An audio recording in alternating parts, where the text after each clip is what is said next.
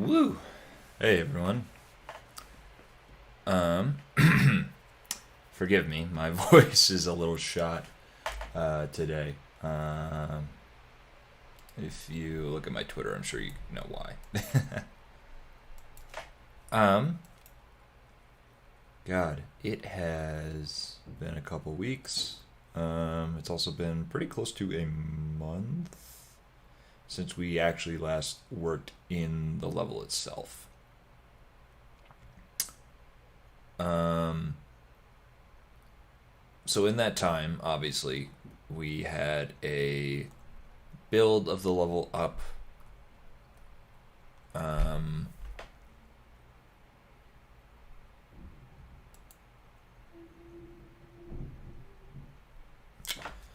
Forgive me.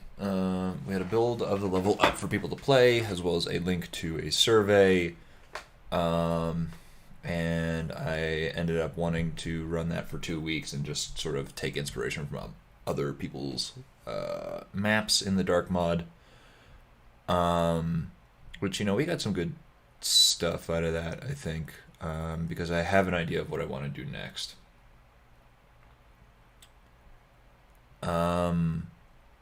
However, that ended up being 3 weeks, again, because the landlord just showed up like right as I was about to stream last week, and I was just like, yeah, sure, I could use a break.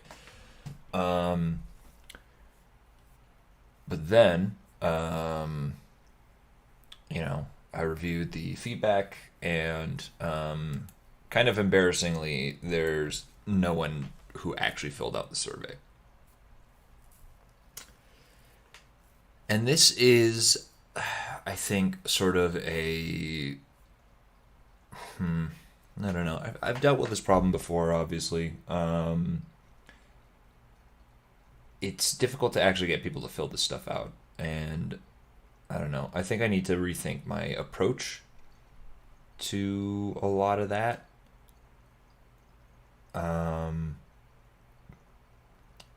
So, yeah. It's difficult because we don't really have a lot of stuff to actually crunch numbers on and do a lot of satisfying sort of analysis of. Like, we don't really have data points trying to quantify qualitative feedback, even though that is kind of an oxymoron.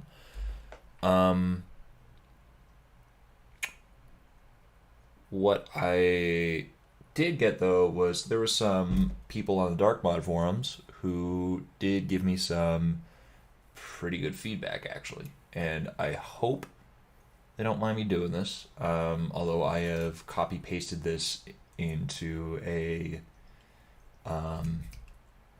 Word doc here, or a Google Doc, rather.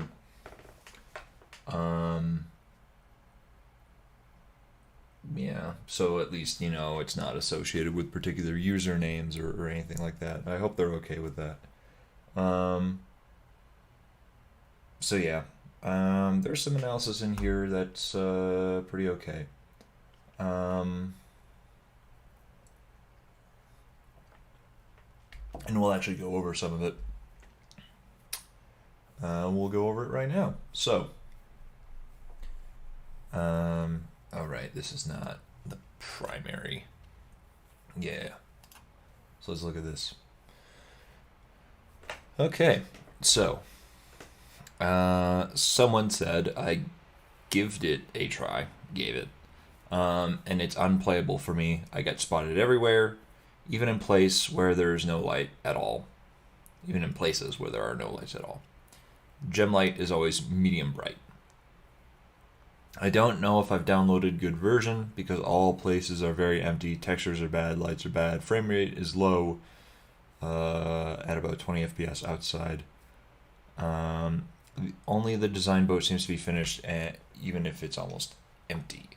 Seems a little premature to answer feedback with this early version. There's actually some back and forth with this person and another user on the forums, actually. They kind of got into it. But the other person specified, like, yes, a blockout test, as I labeled it. is still something that is worth pursuing, and it can still get some feedback. But in this, we still have an idea of some shortcomings with the level. It's particularly bright, which means I have to crank down the ambient light. And indeed, looking at the ambient light values for a couple of the other maps, it seems to me that my values are too high as it currently exists in the level.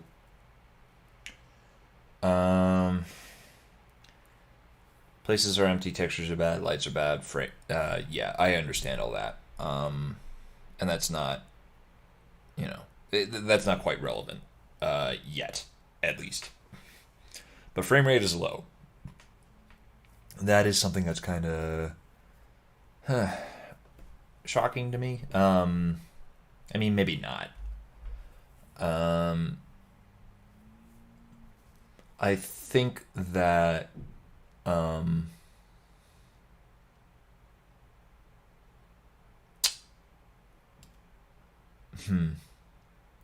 mean, to be fair, I'm running this on pretty decent hardware, and not everyone is going to have the same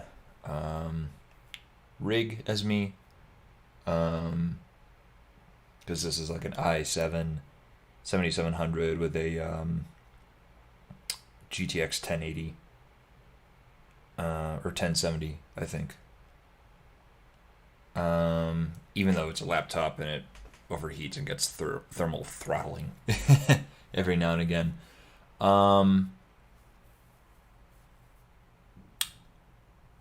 The problem, yeah, I mean, I've acknowledged that in the past, and I had the idea of playing on my high school graduation laptop.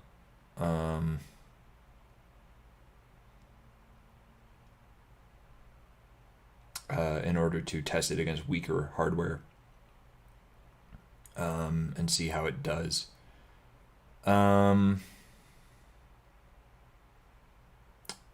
It's also tough because I've kind of known like this is going to be a high performance, or actually the opposite, a high intensity area or a high cost area, expensive, in order to play in, and I think I may have been kind of lackadaisical in terms of actually confronting that problem. I think mentally I just said, yeah, this is gonna be tough, but we'll figure it out. And I think I've gotten to the point where it's like, well, you need to figure it out.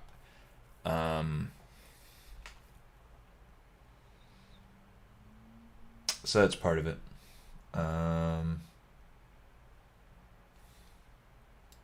So yeah. Next set of feedback. Just took a look at what you got so far. It's great so far. Great start so far. And as you were surely well away, I think I meant aware. There's still a lot of work to do. As for the funness of it, that's really hard to tell right now given the bare bones nature of the map. There are no ambient tracks playing in the background. All the AI is the same, with the same voices. No immersive details or anything other than the nice ship in the canal. These will all be things that will need to be addressed.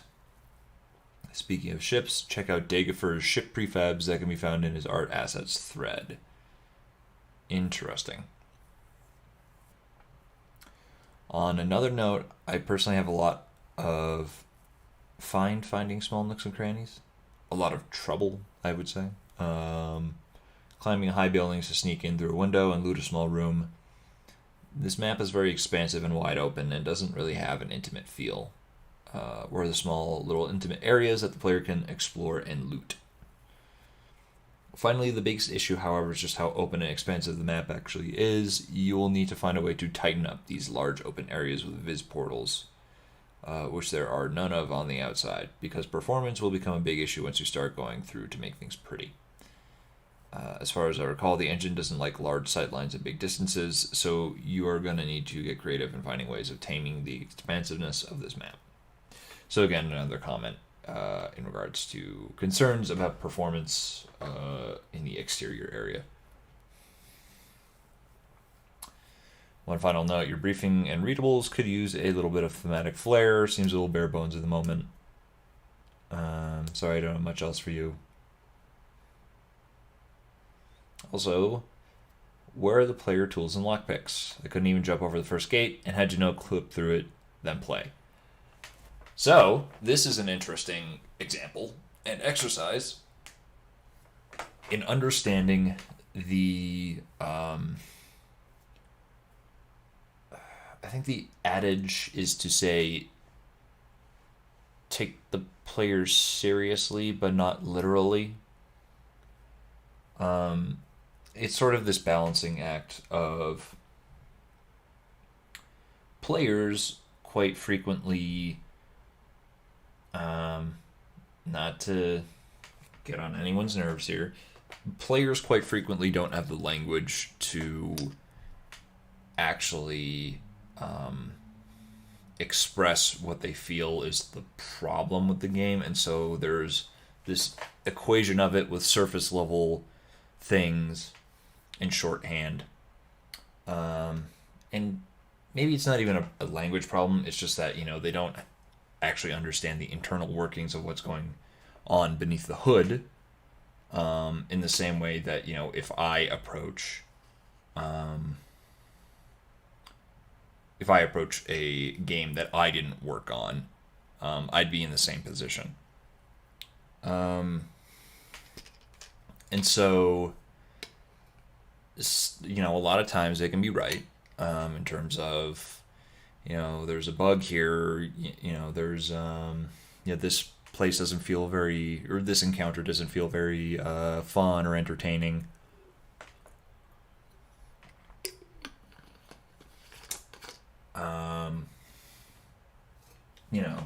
Things like that. They may be able to pinpoint like balancing issues, like this weapon is overpowered or something like that.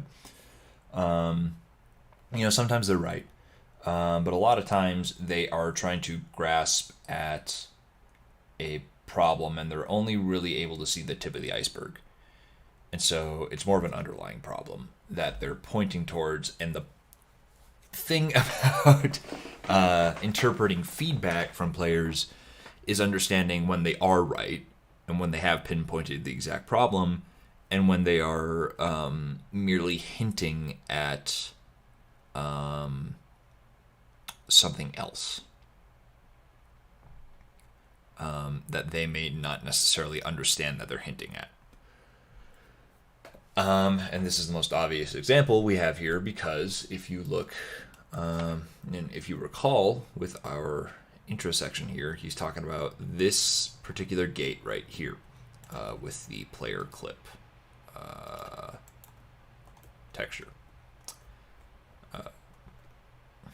I thought that the direction I had in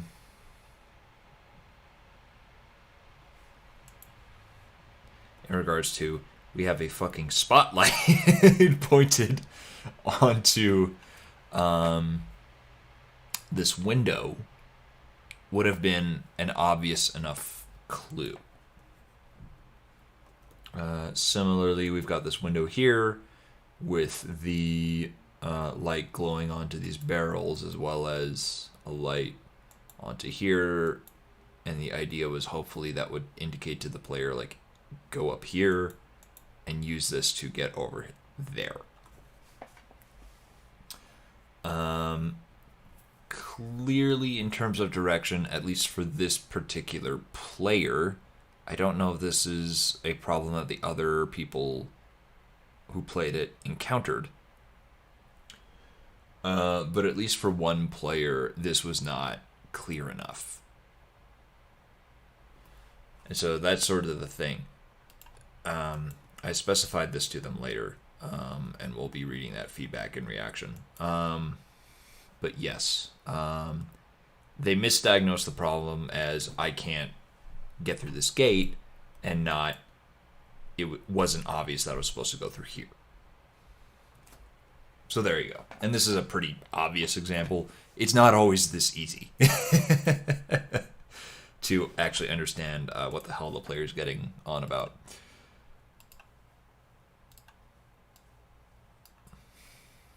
So I'm actually really happy we were able to talk about something like that, because that is one of those soft design skills that we don't really talk about a lot.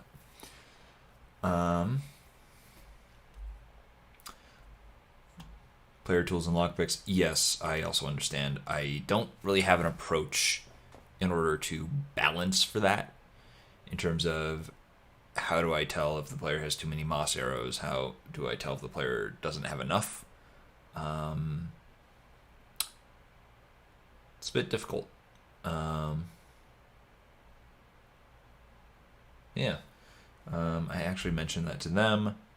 Here's the follow-up. Sorry about the super late response, but to answer your questions, first go to the prefabs folder, then mappers, tools, and place dev equipment anywhere in the void. It's all in a cock box. This will allow you to spawn with 40 of every item. This is in response to balancing for player items. This is a great way to work on testing while also getting a general idea of what players should be equipped with. This will usually change as you progress through development and make map AI changes, etc. Balancing equipment, health packs, etc. usually comes in the beta stage, especially when you get feedback from testers. Yes. So that's good to know. Second, yes, please direct the player a little bit better about that, about the problem we just talked about. But honestly, it seems a bit arbitrary that you can't jump over the low fence, but you can climb buildings, ledges, etc. Might want to consider a different barrier. If you make it a tunnel, you can't pass, and then you can seal it with a Viz portal and improve performance. That's actually a very solid recommendation, and I think I want to pursue that. Third, as far as the open map goes, try to make L or N type streets. Excuse me. Make streets go around corners, as they are easy to seal with Viz portals, and make world spawn buildings that have ground level tunnels you can go through. These block sight lines while adding great visual interest. Yes.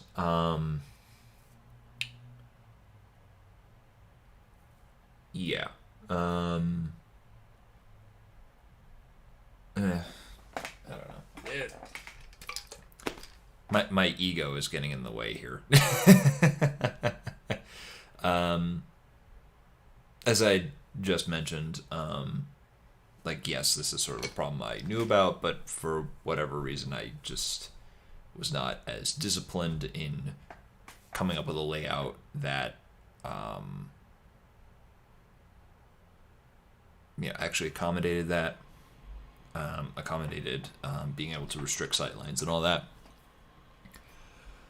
Because, the way I learned, the first tool I used for 3D level design was the Hammer editor for Half-Life 2.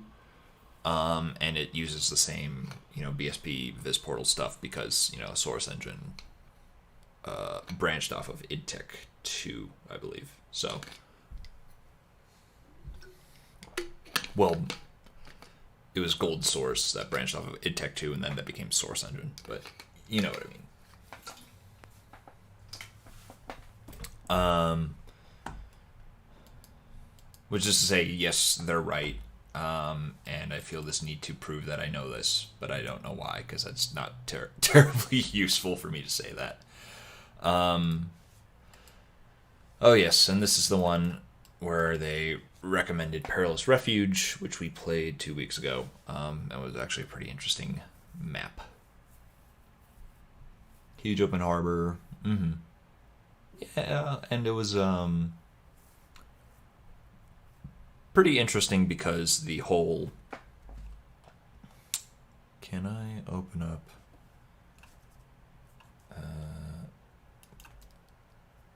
paint... Come on. Paint. Come on.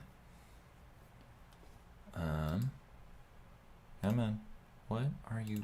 Why are you having trouble? Okay. So yeah, if you call with the layout last week, basically. We had our... I should draw sideways to actually accommodate the canvas. We had the ship right here.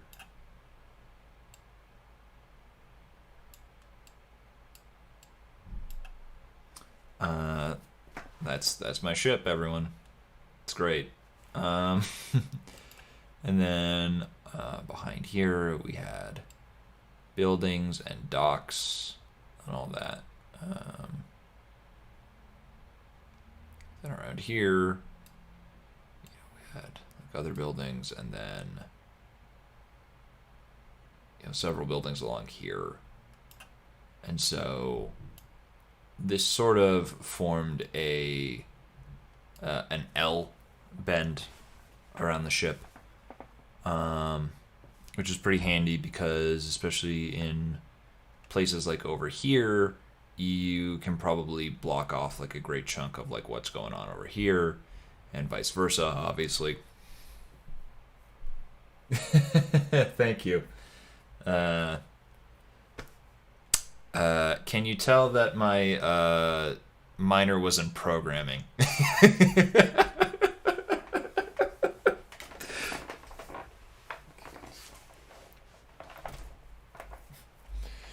So yeah, that's how that mission was set up.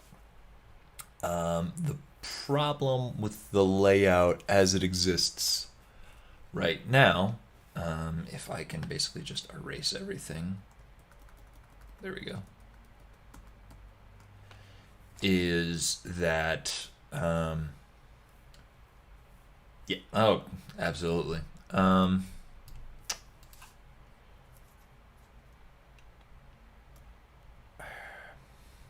do I, no, it won't let me, okay, fuck it, we're fine. The problem, of course, is that we have our ship here in the center of the map, and we have areas alongside both sides.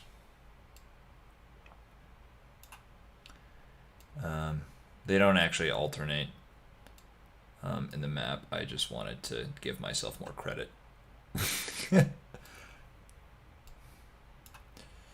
So there is basically no way to block off across here,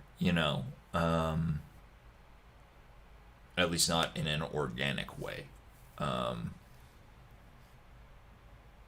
That's kind of a problem. I think also,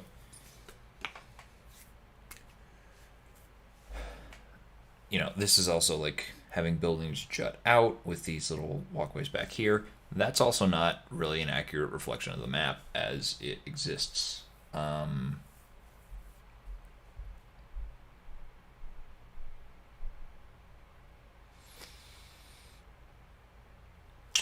Because we have these very long promenades,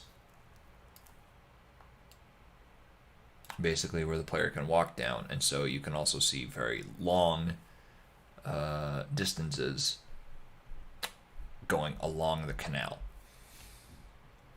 and that's kind of a huge problem. So we did see a pretty good example in Perilous Refuge, though, where and this is the side view now, not a top down, where we basically had a building with an overhang here, and this sort of plaza here, and this sort of plaza there, and you had a staircase basically that went down under here, and then there was sort of this like ground level entry, or even basement level entry, that was actually right next to the water, which I really love, especially because there's a lot of architectural stuff like that I actually saw in Boston while I was living there, especially in the Seaport district. I really love it because it's interesting. Uses height variation. It gets, up close and personal to the water, but also it has this benefit, of course, of blocking sightlines from here to here, which is really good. So basically, what I'm thinking of is redoing. So first off, I had this little doodle that's been on a post-it note on my desk for quite some time to get a little more architectural clarity of the form of the area. And this was sort of part of where I wanted to go next. But basically, instead of having... Oh, Jesus. That's awful. Instead of having very long promenades with buildings interspersed here next to the canal, and there's no breaking up of sight lines.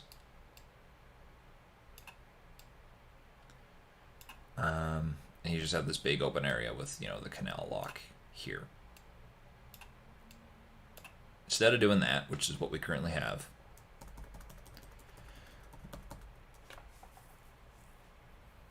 and I demonstrated this doodle a little bit on a prior stream. I don't remember how long ago that was. But instead, we can sort of have these bay window areas, or bay window segments of buildings that can stick out like this. And then we have a walkway that juts out through them, or around them. Same over here.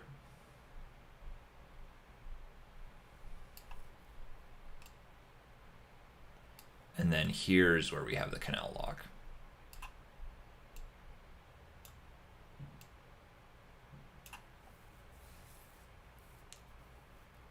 And that's the idea. So I like the idea of sort of combining this hexagonal form here with that idea in Perilous Refuge to have basically a staircase go down and under this form. So I guess instead of that, if we have basically a building like this that can jut out, and then beneath that we have this sort of smaller interior base with this higher floor overhangs. And then basically we can have a promenade there with some stairs that go down like this. You come around the corner. Here's where you can get a good view of the lock. And yeah, kind of. It's the dark mod. It is specifically a what's it? It's a basically a fan-made game that's open source that emulates Thief. Basically, you have some stairs there that go down. You go around this corner, maybe another flight of stairs that goes down, or that goes back up, rather. Or maybe, because again, we want to get this sort of macro orientation of, the structure always goes down in elevation as we approach this direction. Maybe we don't have this second flight of stairs here, or maybe it goes back up, but it's shorter.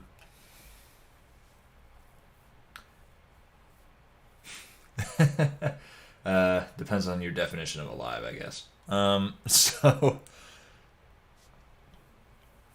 yeah. And then you have that hookup back to this other area, and then we can probably have these spaces in between buildings as sort of plazas, and that's where a lot of the more of the stealth comes in. I mean, obviously, if the player It's going through here, and there's like a guard going through there. This is going to be a pretty tight area. It's going to be a pretty difficult area.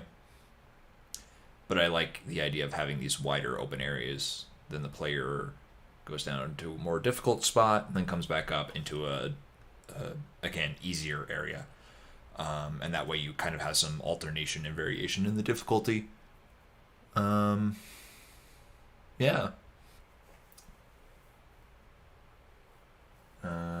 People still doing something like that. Yeah. I mean,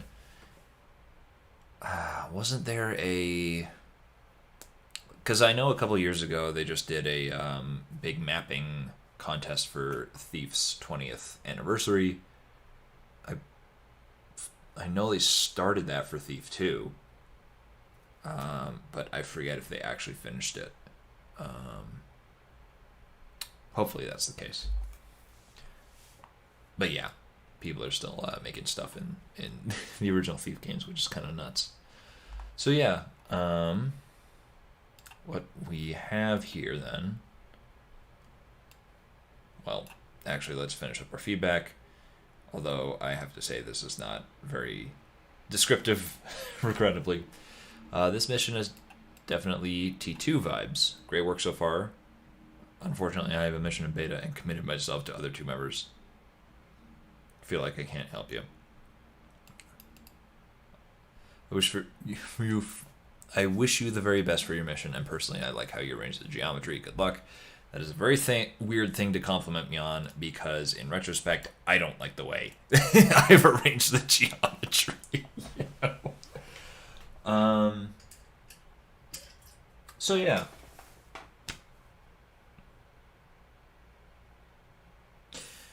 Something similarly I just recalled is Justin Pappas, who I've worked with when we started working on Albino Lullaby, and I started doing a lot of paper maps for him.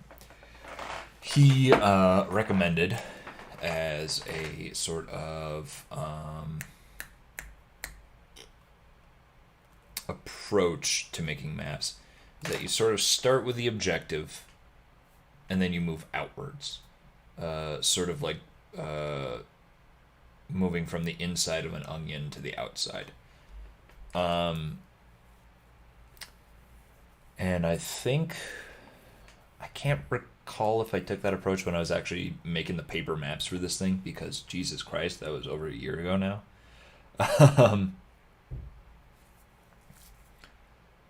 But I want to see if I can take that approach when we're just basically redoing all this stuff.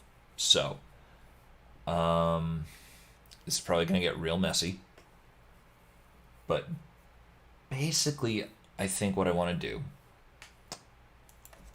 at this point, I don't think there's really a lot we need to do in order to redo the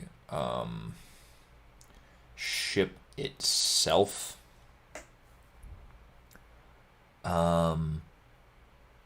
I don't think there's a lot we need to do in order to change the dimensions of the canal itself. And even then, that is, I think, comparatively an easy fix to do compared with all this crap on the sides. So I think what I want to do first is just get that idea down of that sort of hexagonal building sticking out sort of thing with the stairs that dip above and below them.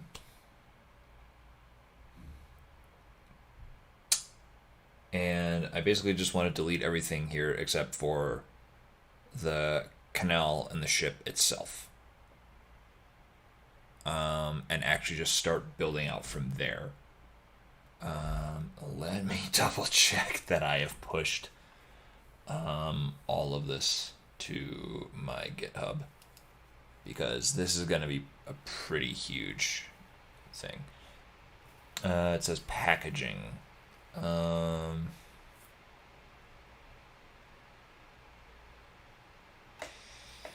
So I think, yes, I have at least this to go off of.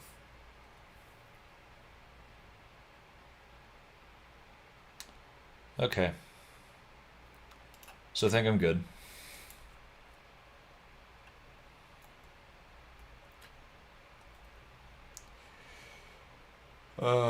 It is time to delete a ton of shit. Oh my god. I'm terrified. I'm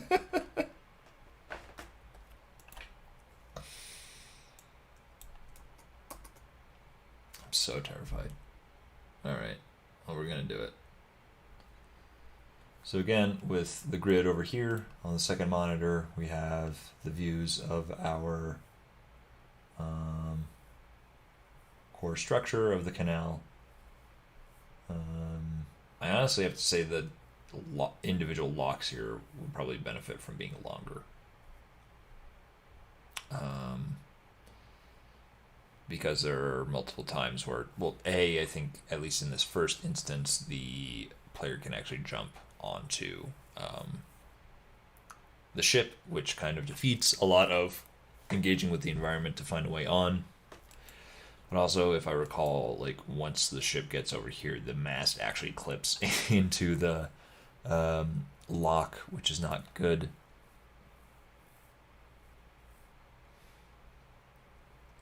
But I think we're going to deal with that later.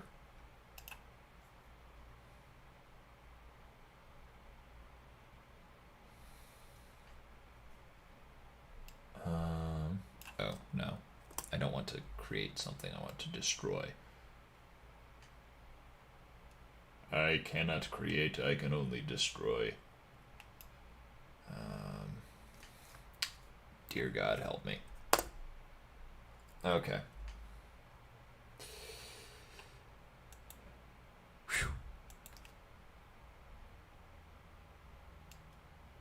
No, no.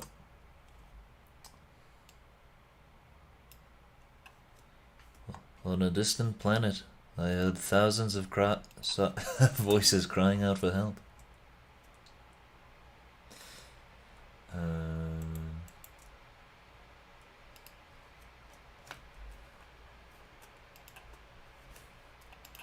Obi-Wan was performed by Ringo, by the way.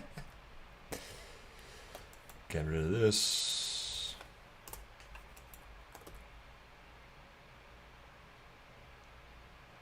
And get rid of this. No, not the water.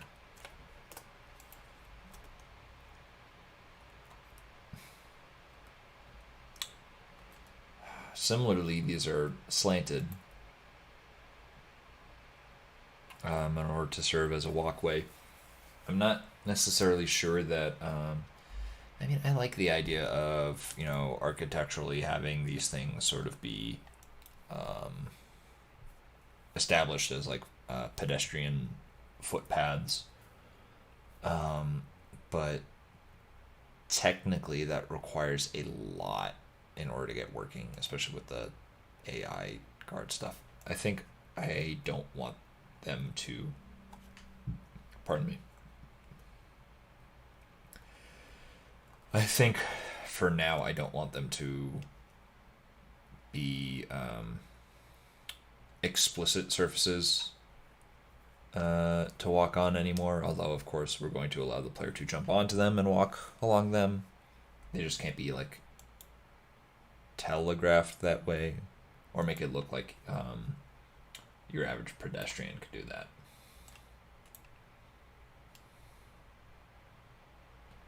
Oh, right. Delete all this. Jesus Christ.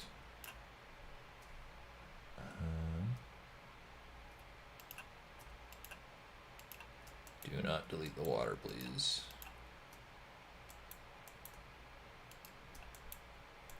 Don't delete the ground underneath it either. I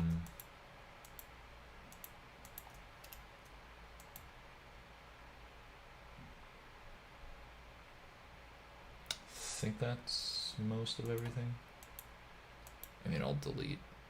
Gotta delete that drawbridge as well. Okay. And there we are. Oh, patrol paths, all that.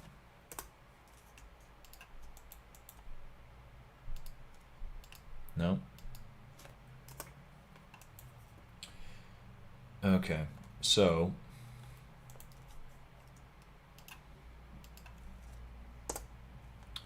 first things first. Also, what is this little green? Oh, that was a key. Well, if we delete the door, we don't need the key anymore, I guess. So, of course, obviously, that ship stuff is all still there. It's fine. Delete all this. Delete all this.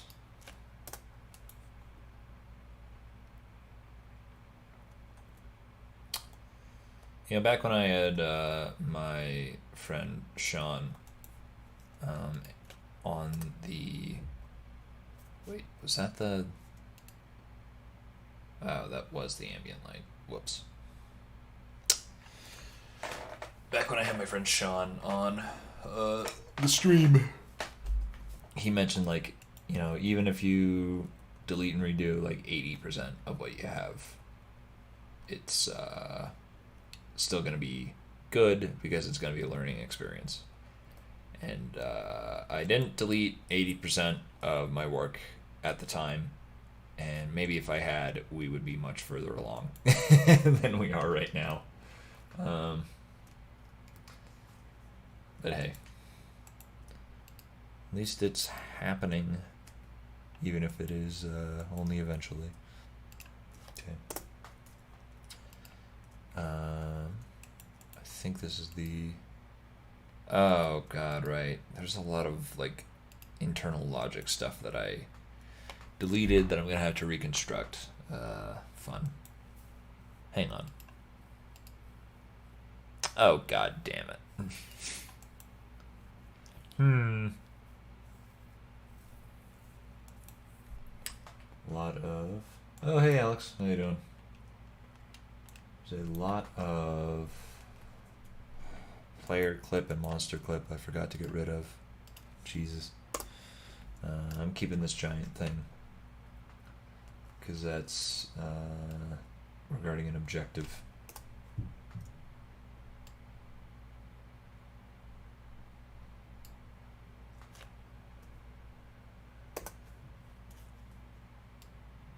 No, keep forgetting to hold shift.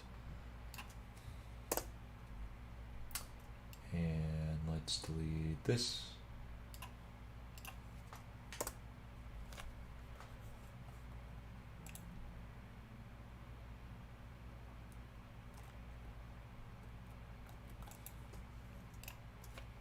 Delete that. This.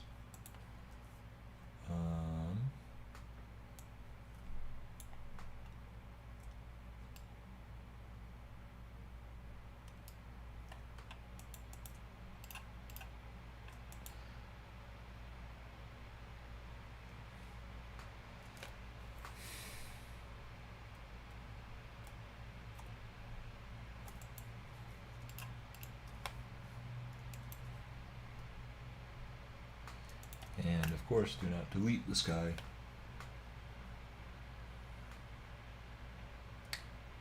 Looks good. Okay. And what else did I filter? Viz portals? Oh, jeez. Yeah.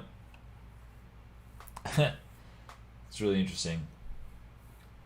You look at this and all of these are just like very localized, and you can tell that they were only on the interiors basically. In a way, I guess.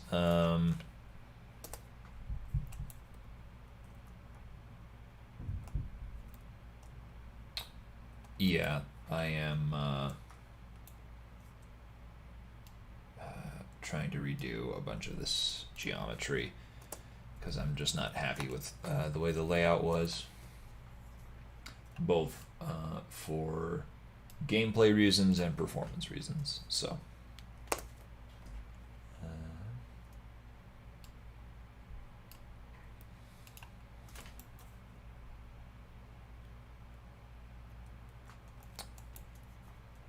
Delete the Sky, by the way, sounds like a metalcore band. You know what I mean?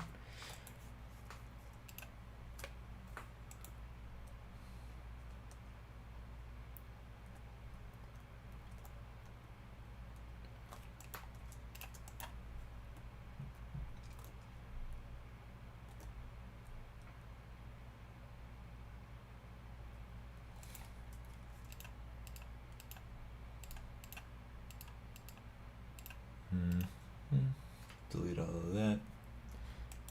And okay.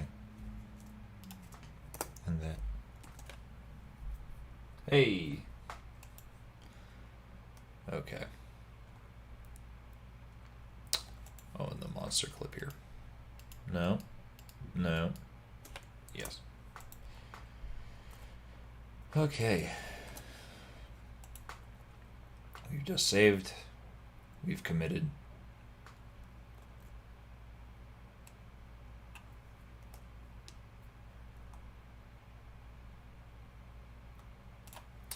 So we can filter clip textures again. And go to town. All right.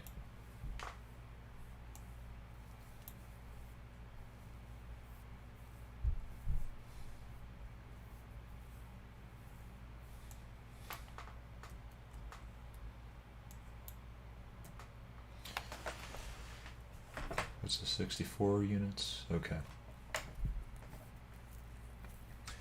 So how do we want to approach this?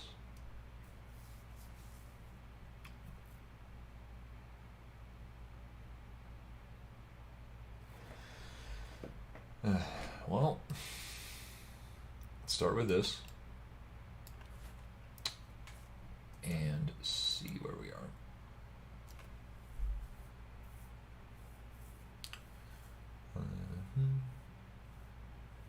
640. What's the width of this? This is 128 wide.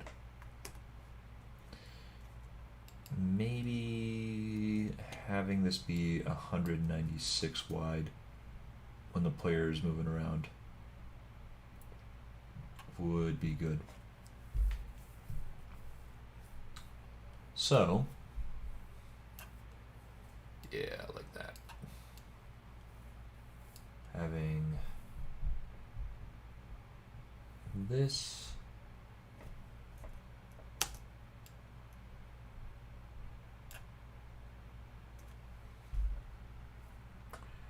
and then this is going to have to be at a 60-degree angle,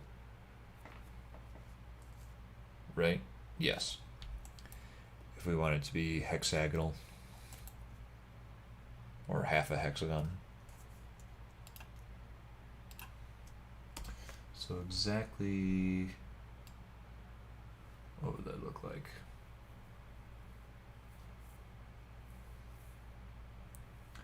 I can't tell exactly, but that looks like it's 30 right there. And then this is 45 because it's matching the diagonal perfectly. So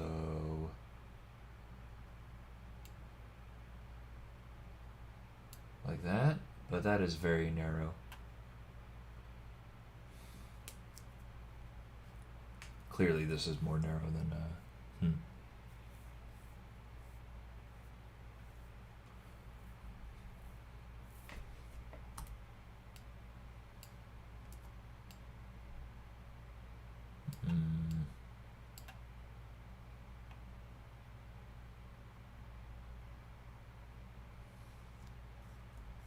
Should I actually just rotate this?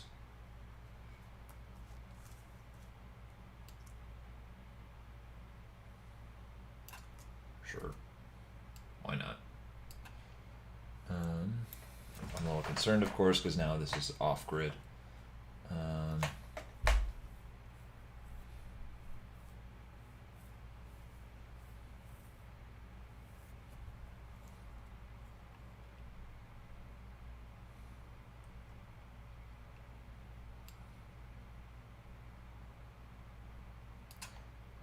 during my day job, I've been working in Maya quite a bit recently, and the tool that I've been using there a ton is the vertex snapping tool. So I wonder if there's some sort of equivalent in the editor here.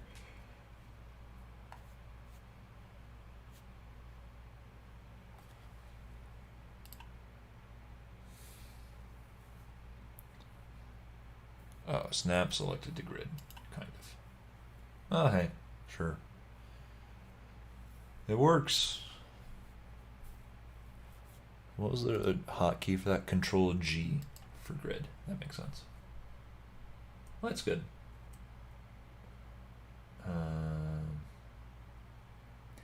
Yeah, maybe it should be slightly higher. Yes, slightly higher divisions.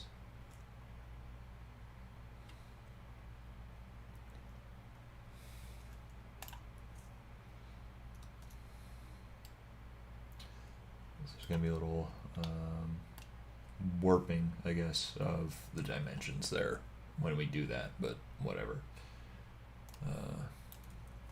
I'll deal.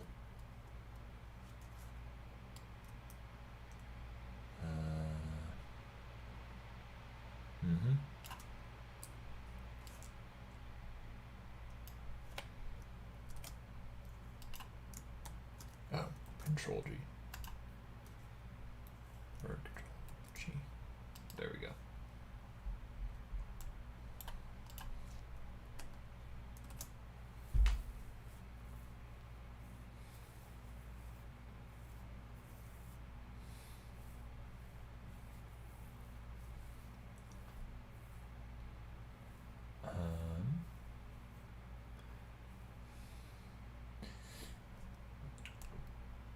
So not that we necessarily need to make this decision right now.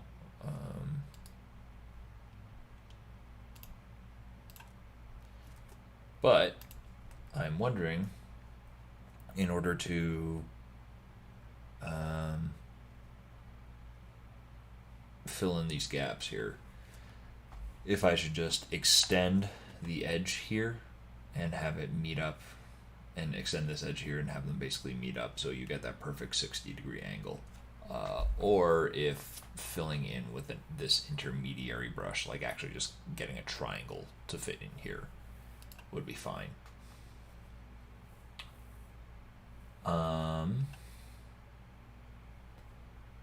The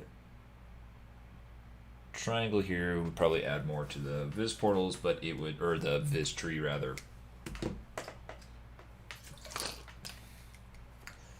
But it would probably look way more organic.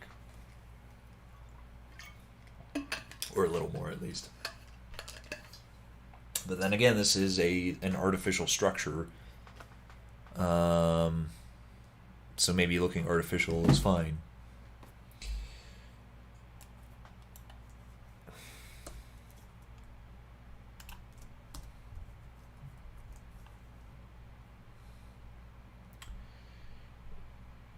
If we also extend these edges, that'll give the player a little more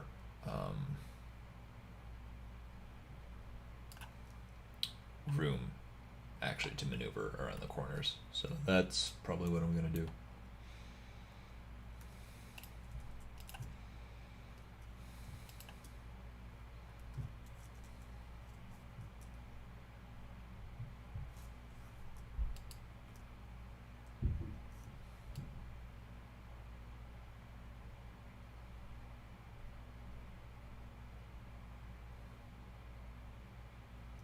I think that's about it. I'm just eyeballing it.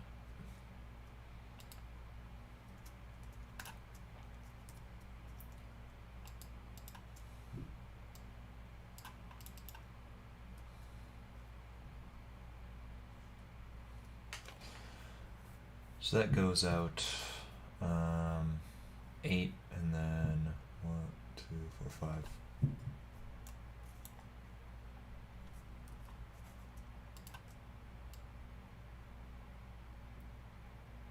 4 or 5. Okay.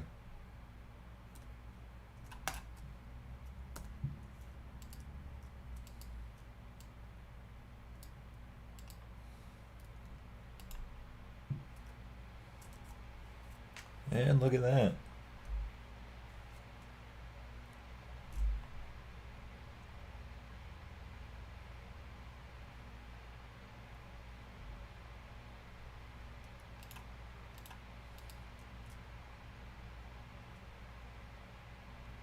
Neat. Okay.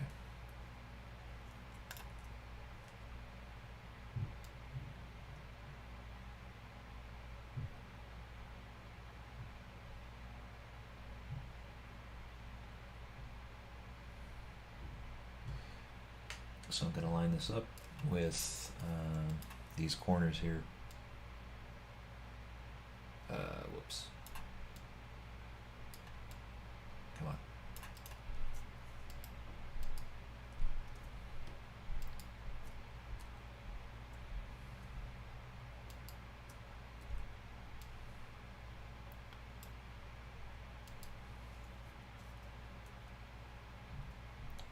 And we're going to extend this upwards quite a bit.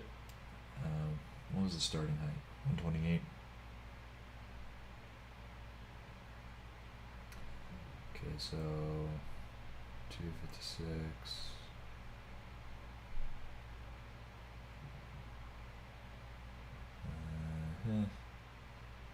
Yeah, sure.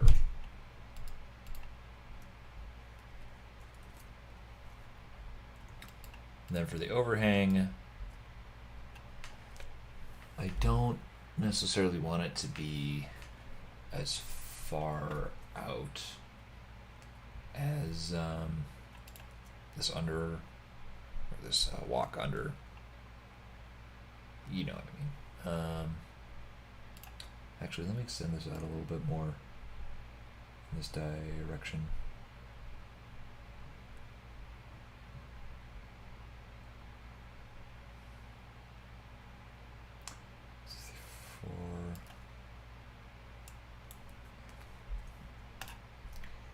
And then paired with that, we will actually have the bulk of the building over here.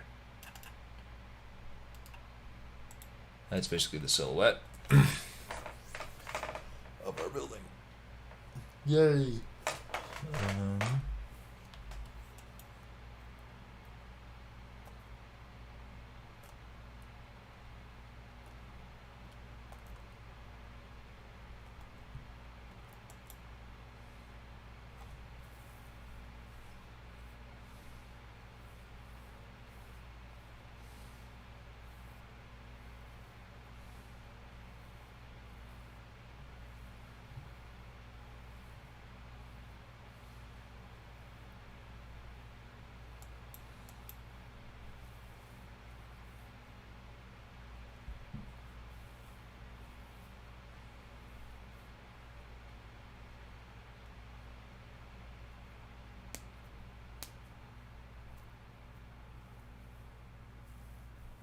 Okay.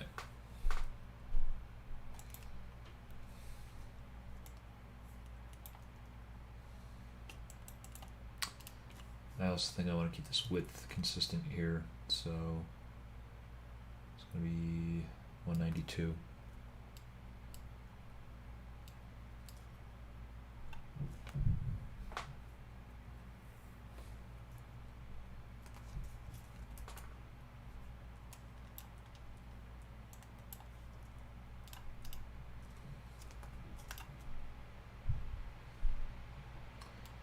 And 128 units probably fine for that.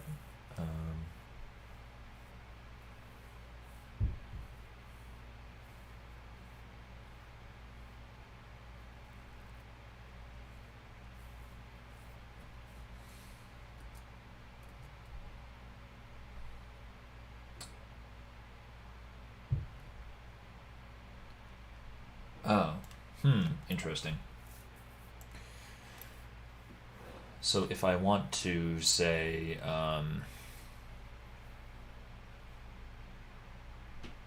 have the sort of landing here, which goes into the stairs, be 192 units wide. I actually need to have this extend 192 units past the edge here, which is interesting. Something I did not foresee, but that's okay.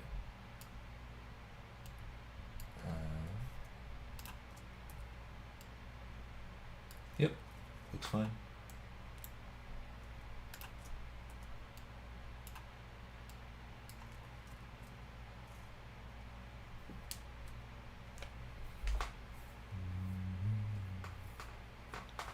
And I like this because we already get this sort of weird organic shape here.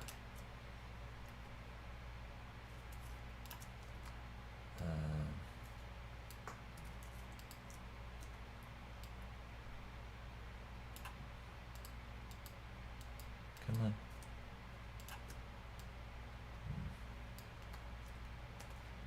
Okay.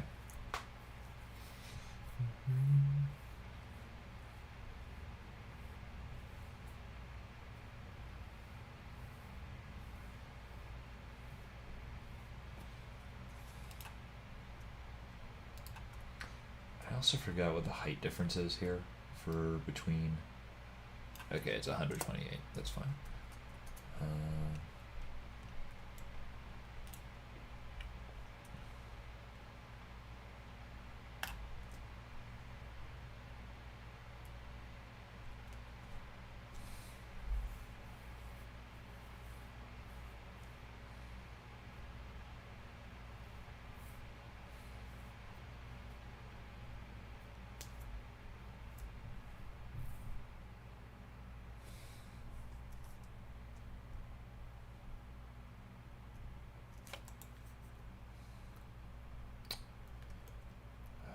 And then again for the overhang.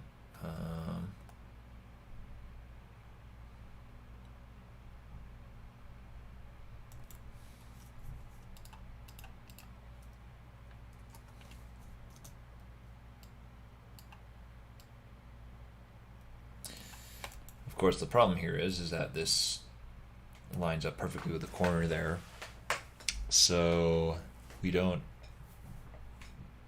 exactly have space to actually make the stairs. There are a couple of interesting things we could do. I mean, we could raise this up like another 128 units maybe, but I feel like that's getting into like ludicrously tall territory for this building.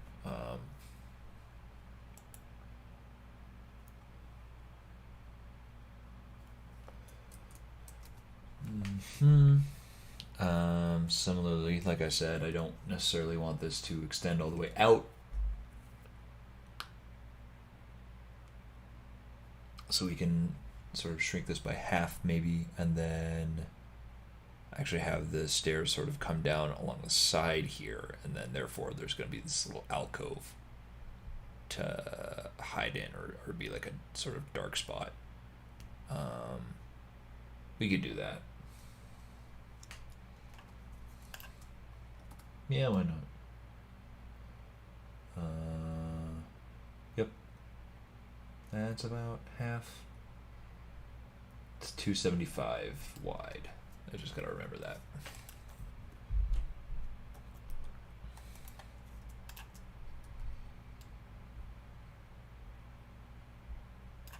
$275.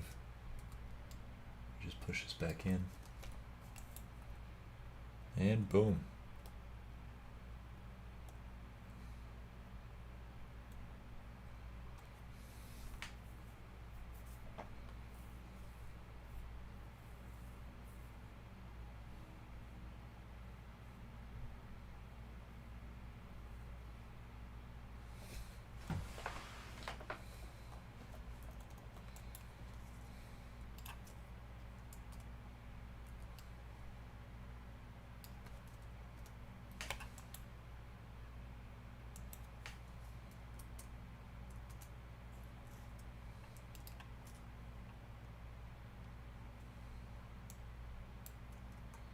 Ah, shit. How are we going to rotate this at this weird angle?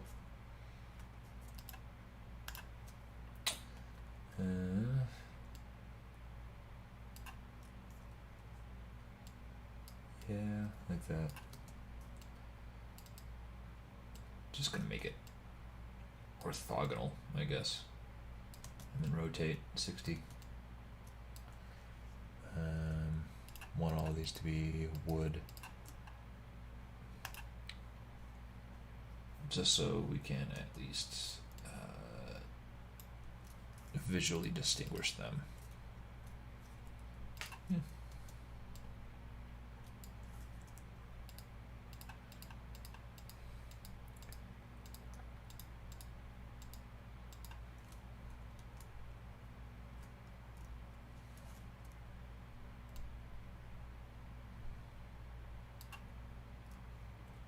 No.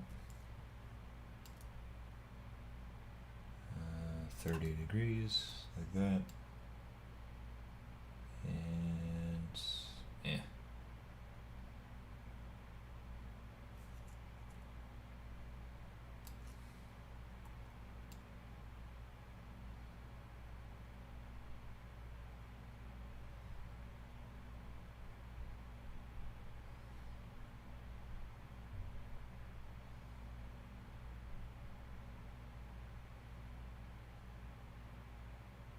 Let those go a little long.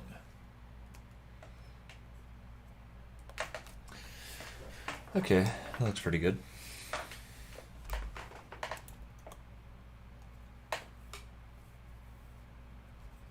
Oh, and right, this should extend all the way down actually into the canal so that it forms the base, or it meets with the base.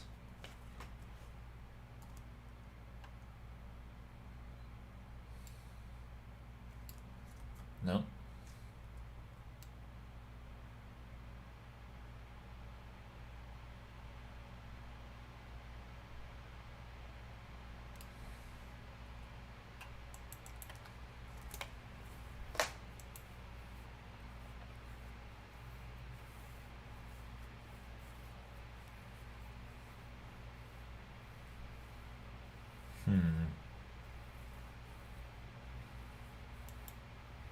Then I think to rein this in, we're just gonna have to have a giant ass building here.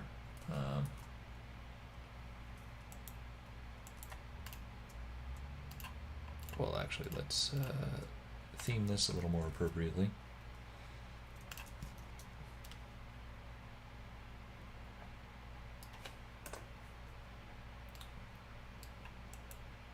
Let's do that.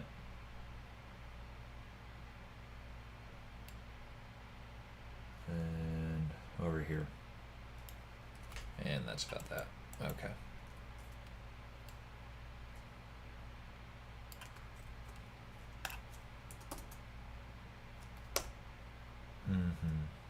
Okay. Feels all right.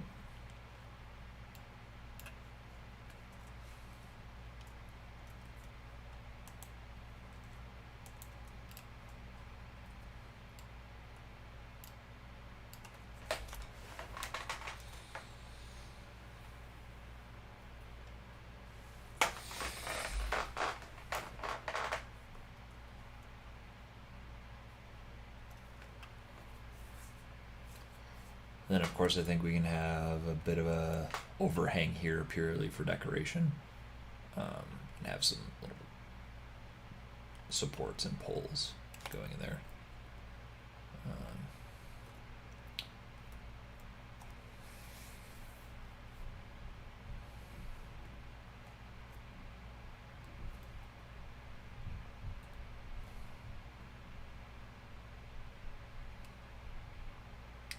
It's also pretty high up compared to from the canal.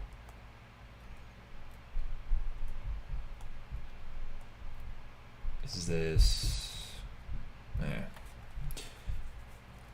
think we'll deal with that later. If it does indeed prove a problem, which it may not. Just gonna take the easy way out and just slide that on over. Whoops, same with this.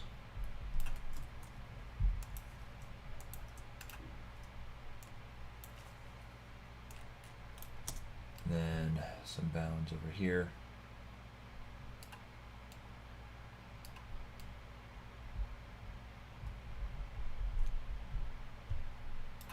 just sort of as a starting point.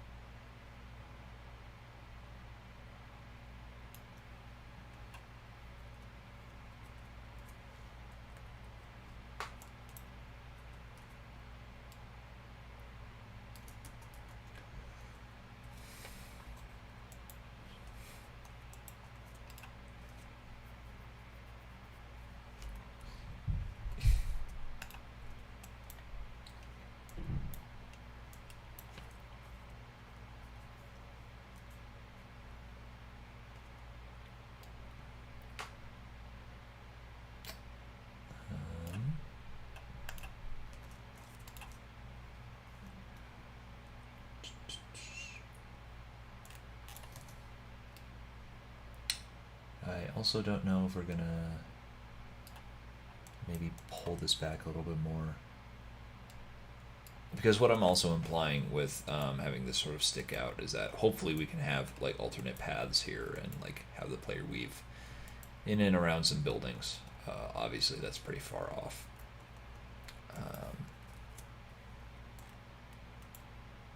But I just want to plan ahead for that. See if we can maybe resize the dimensions here, depending on what we want to do.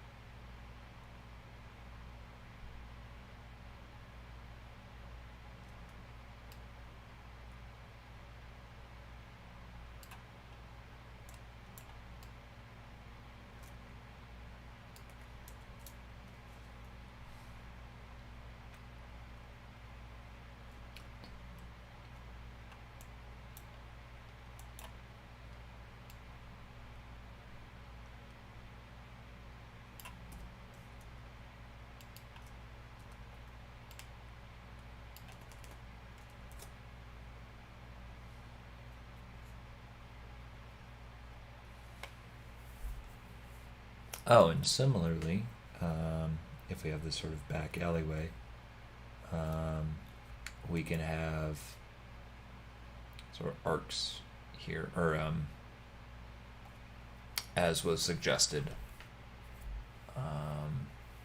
we can have sort of bridges or catwalks connecting buildings and sort of use that as tunnels to frame these areas and to restrict visibility, which will be really nice.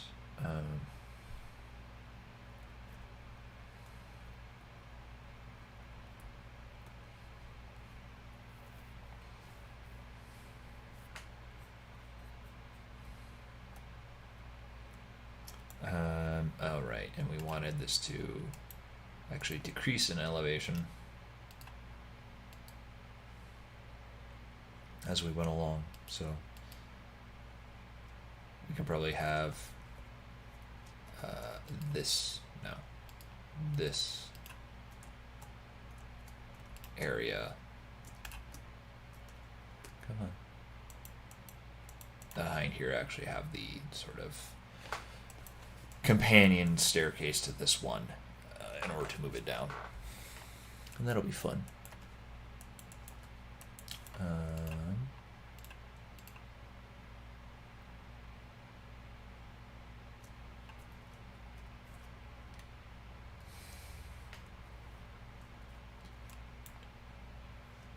But for now, maybe just cut that down by half.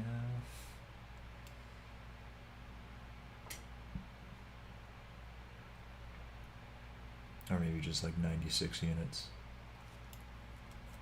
Yeah.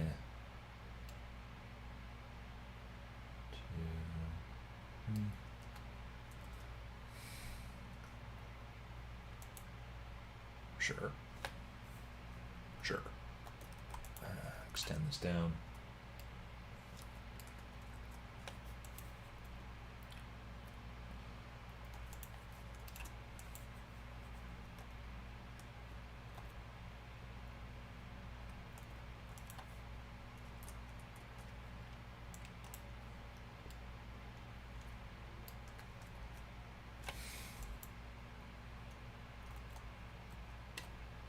Okay. And we're off to a pretty good start.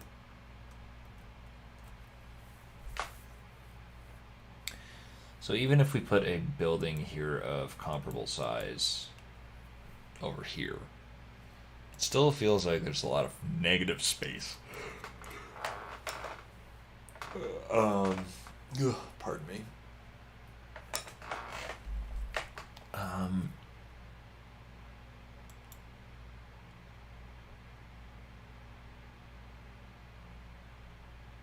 I don't quite know how to deal with that.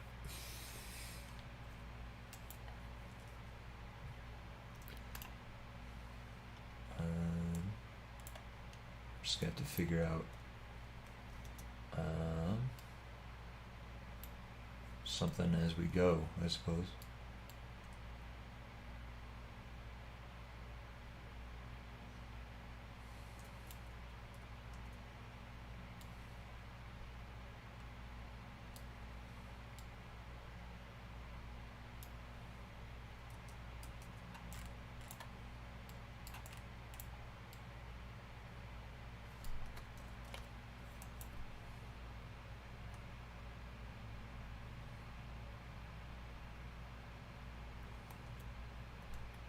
This also feels very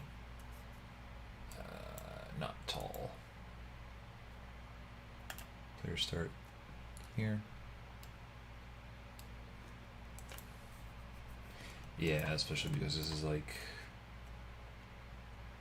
2 player heights. Okay, we should probably move this up then.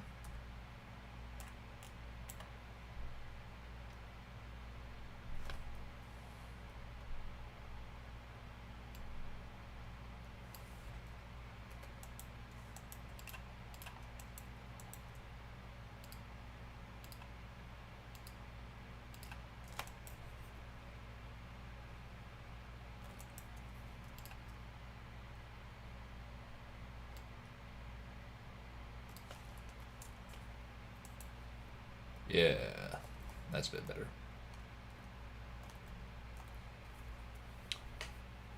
Similarly, around this corner, especially, I'm wondering if we should,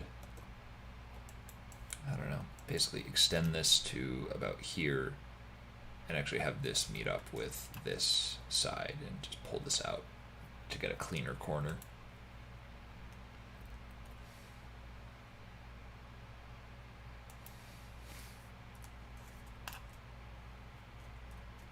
Yeah, let's do it.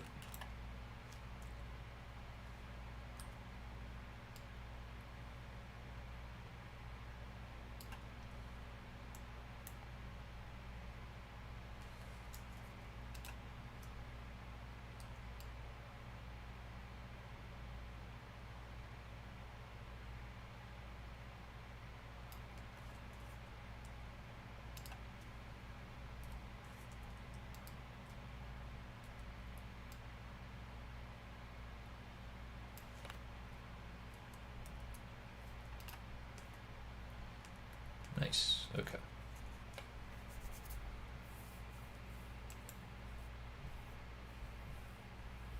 Yeah, something like that.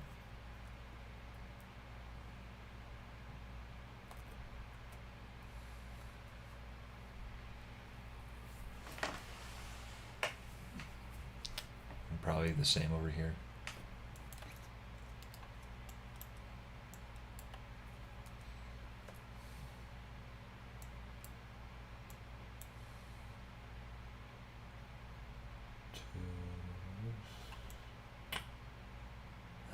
It's 11.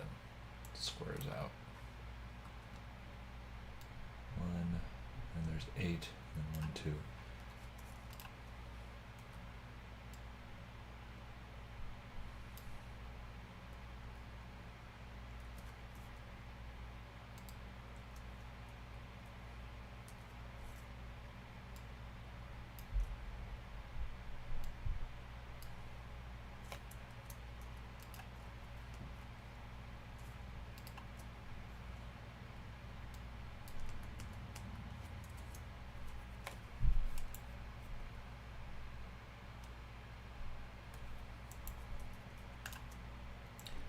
of course, we should have some stairs.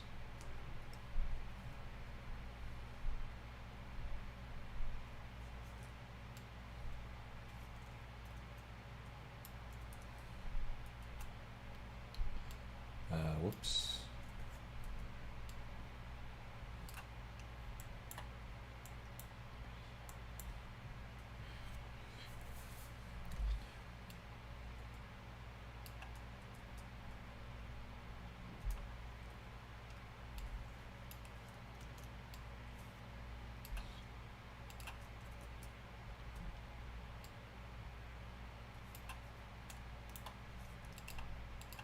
I think that's all we need for stairs. Now we need one more. Whoops. Oh, no.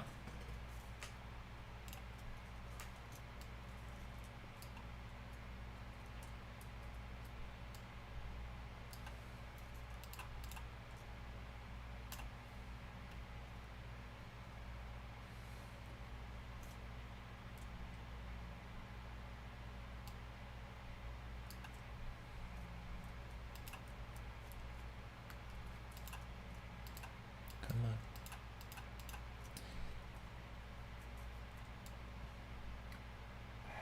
Come on. The peculiarities of Dark Radiance hotkeys is still very perplexing to me.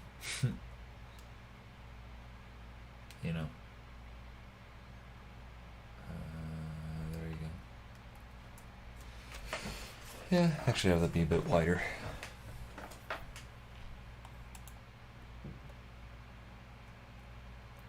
Do we necessarily need this to be like 128 units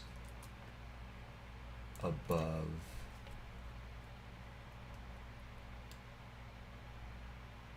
No, it isn't actually.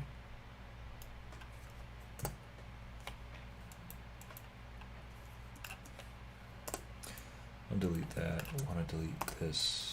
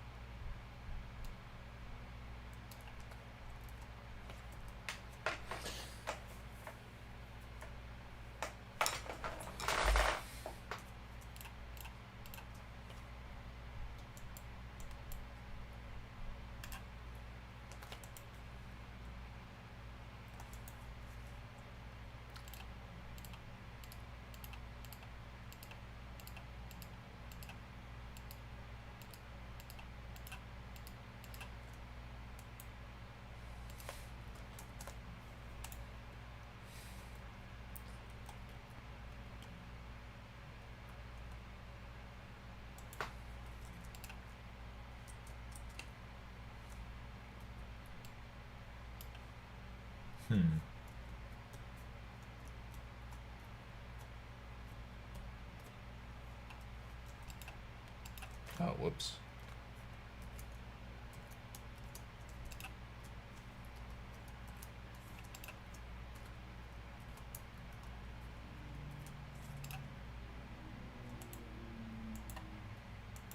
Just gonna ungroup these. Come on. Temporarily, or unfunc static them. So you can actually have these stairs be a little wider.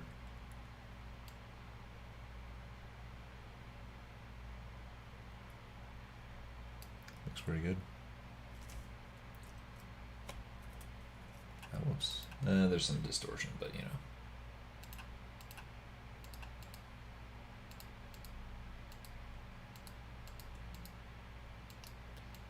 I'm not going to say that's good necessarily, but it, you know, if there's some like warping in size, then that's certainly going to help with, it, or may contribute to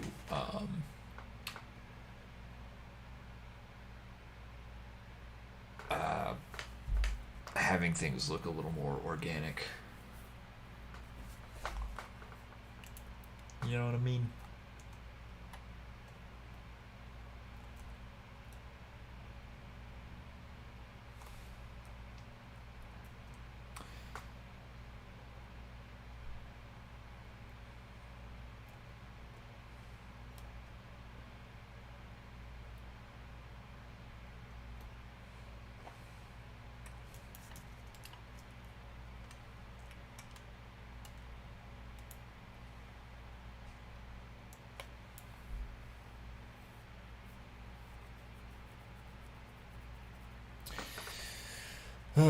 I'm a little worried about scale at this point. I mean, I was before, and I think I still am. So I guess just as quick as possible, I want to actually get this sealed up so I can actually look at what the hell is going on, or how it feels, you know.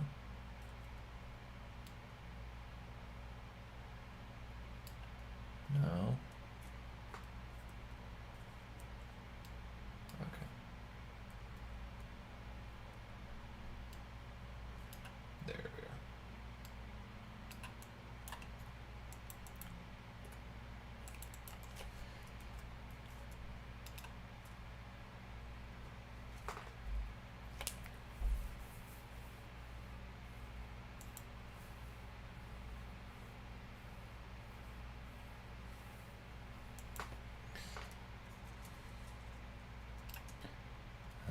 I'll actually have these staggered a little bit,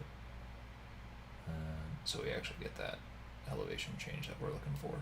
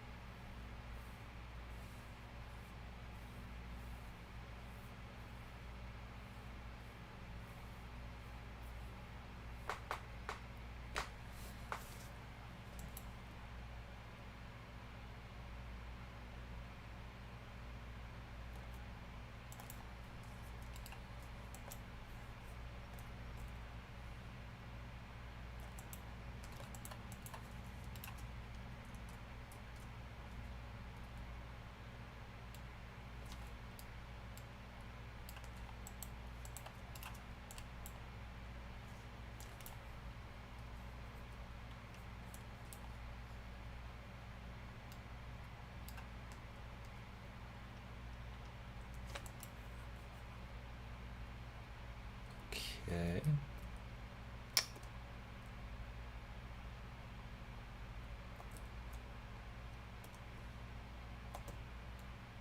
We'll of course deal with this and recreating that here later.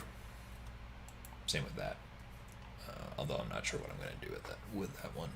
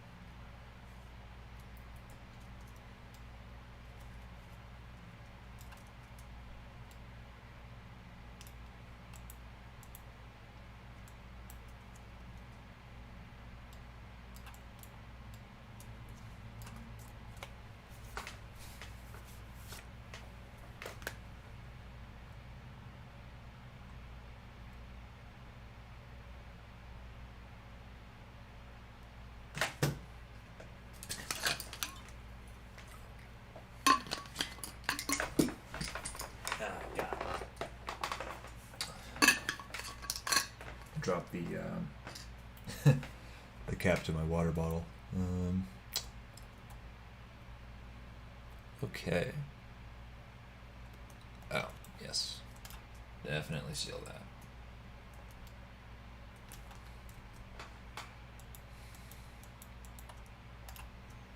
I, of course, deleted the ground out here because I was reckless.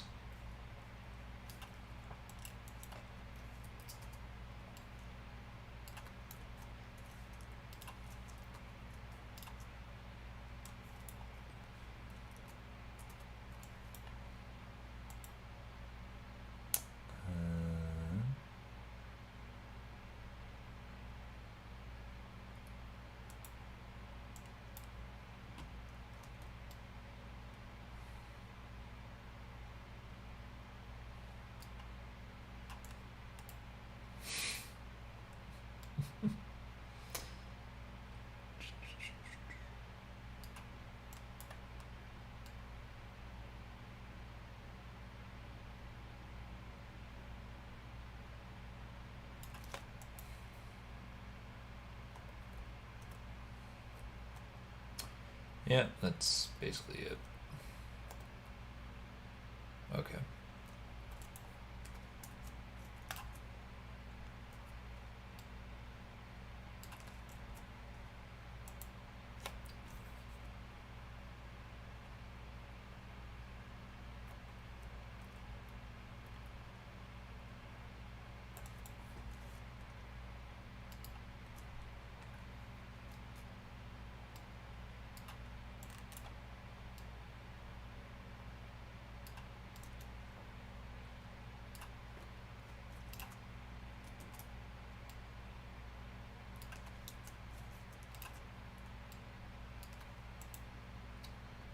Looks pretty good.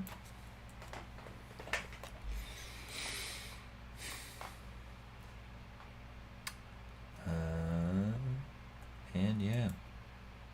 All right. All right then.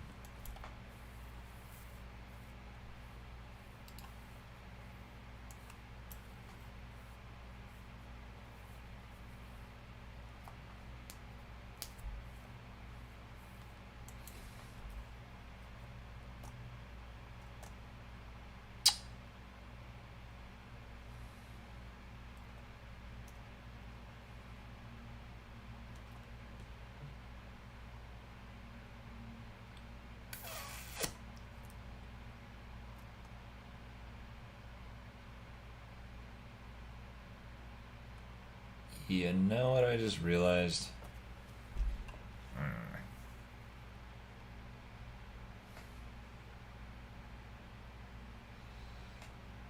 With the old layout, there wasn't really a ton of space for the player to traverse that was actually behind this lock. I mean, there was like a little walkway that we had along there.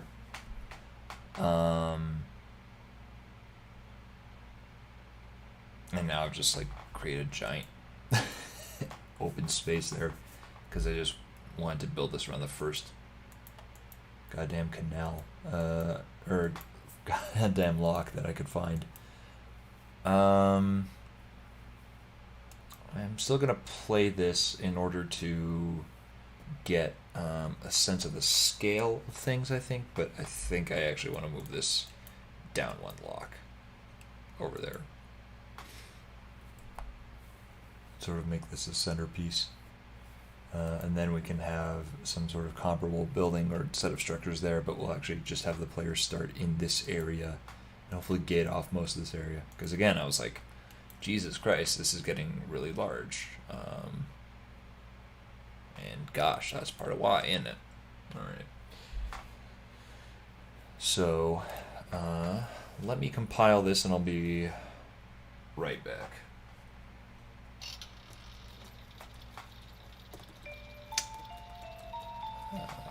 What's it? Wait, am I... No. Gotta switch over to St. Lucia first.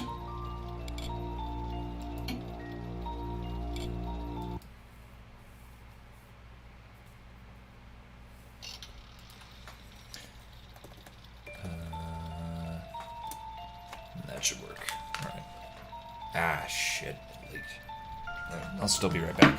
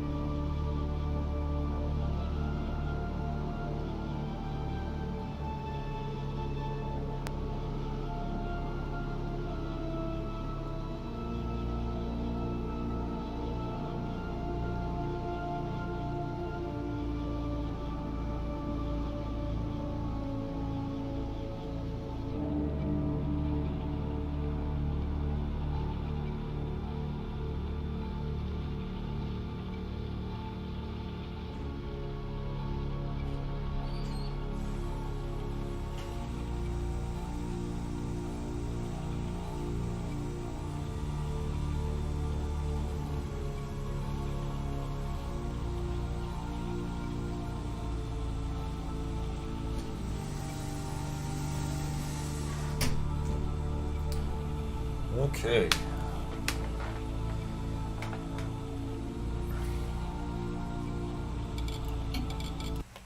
Where did that leak occur?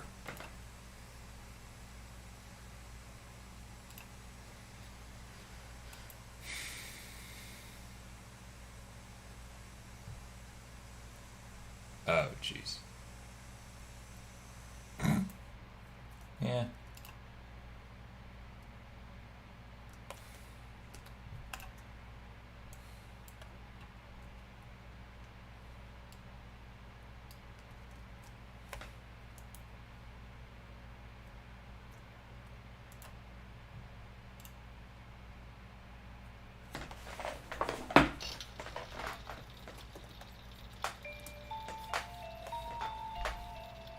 Oh, come on. Where now?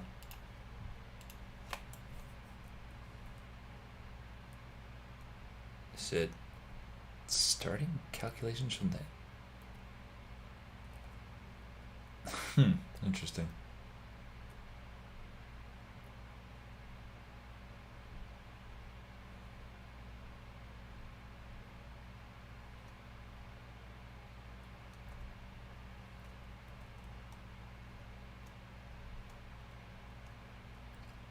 Oh, wow. Insidious. Insidious little fucker. The dangers of going off grid.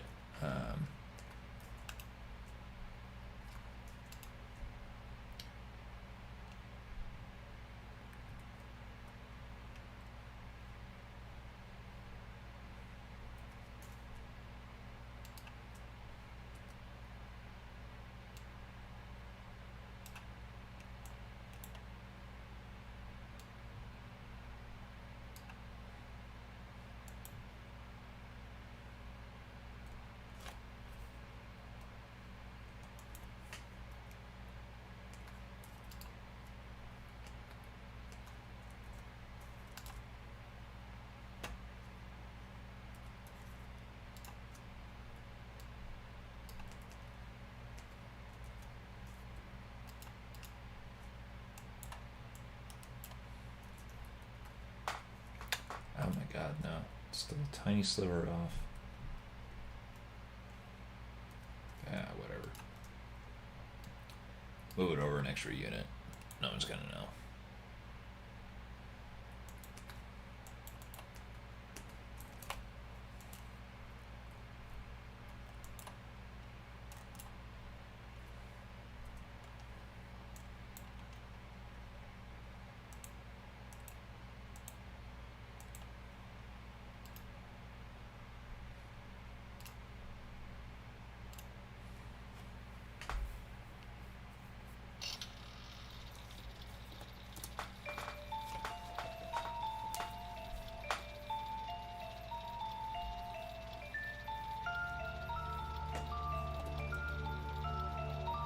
Okay, hey.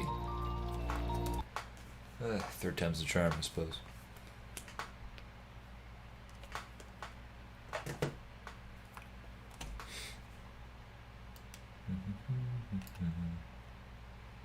Oh, whoops.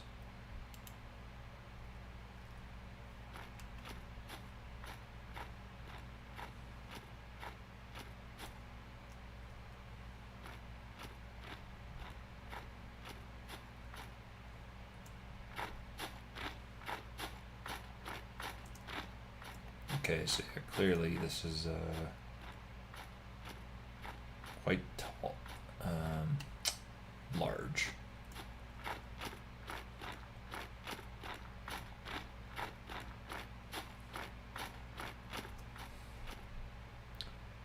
You know, for an alleyway or something, this feels like the appropriate width.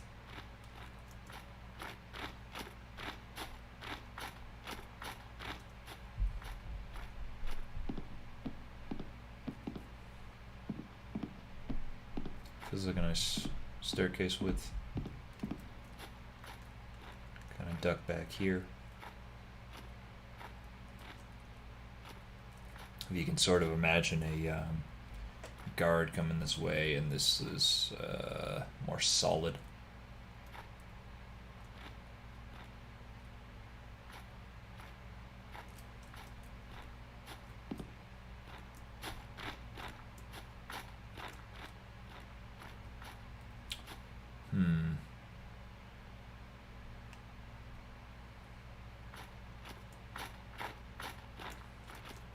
In terms of sneaking through here, yeah. Feels about right.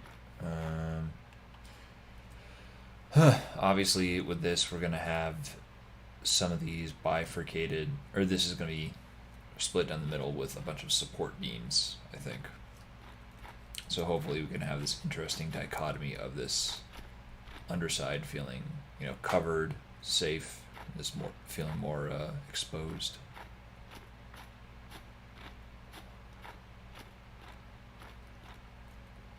Then over here.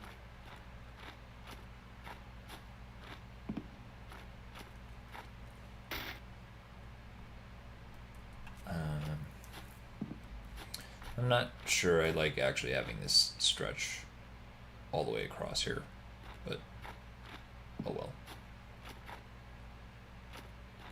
Easy fix.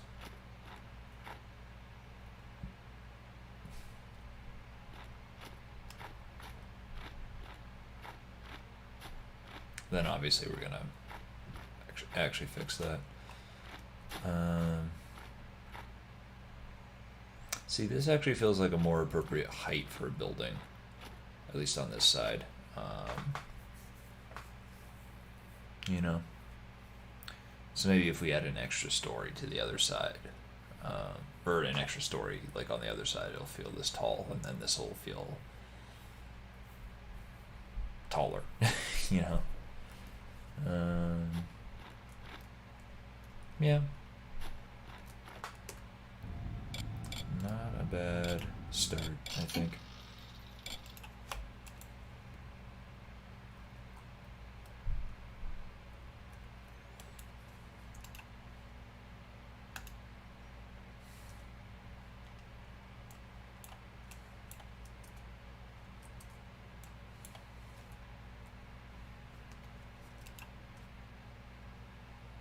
I want to raise this up to actually be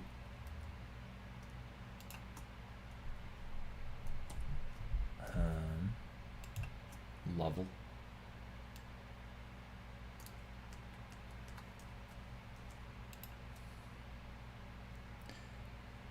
Tab.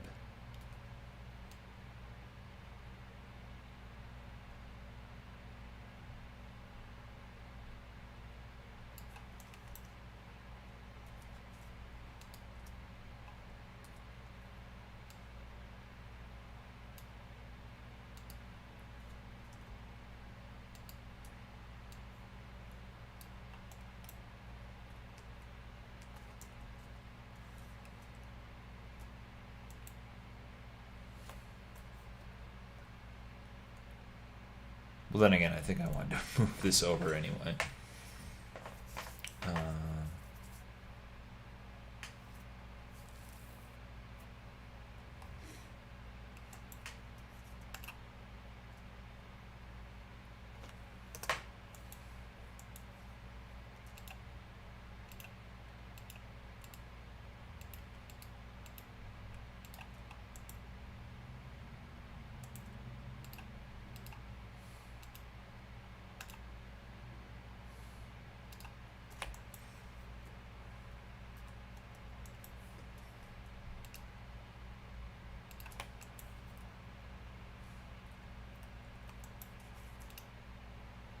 and of course this.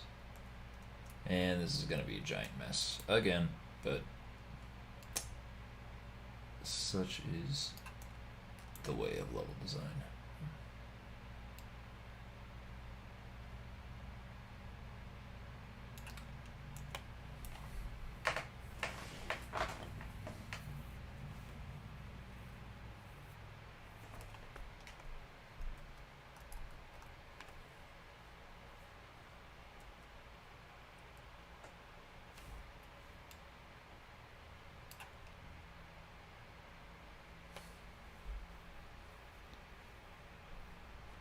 Six, 7, 2, 4, 6, 7. Yep, there we go.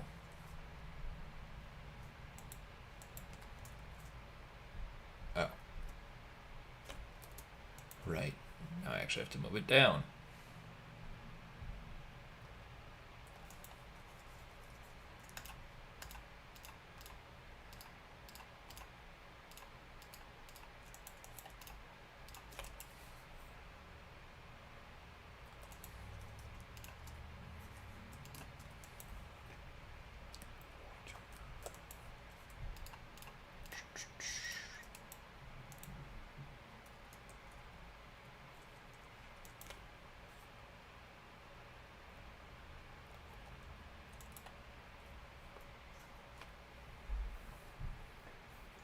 So I think it's just 128 units.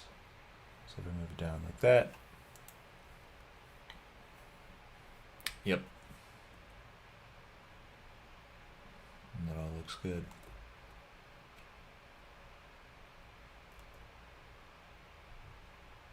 Oh. Except for that, I forgot that. But you know.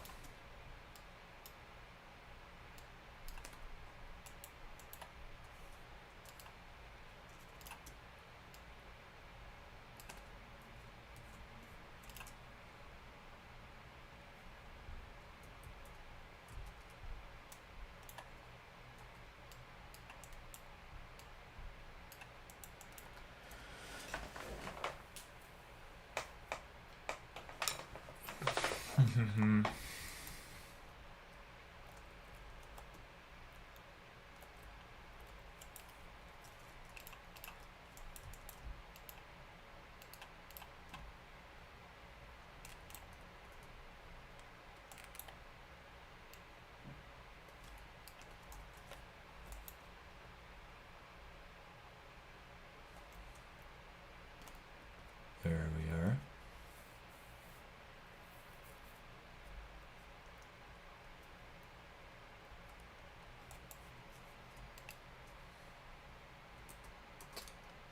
And then, of course, we actually need this to form an S-bend here, or a... Yeah, kind of.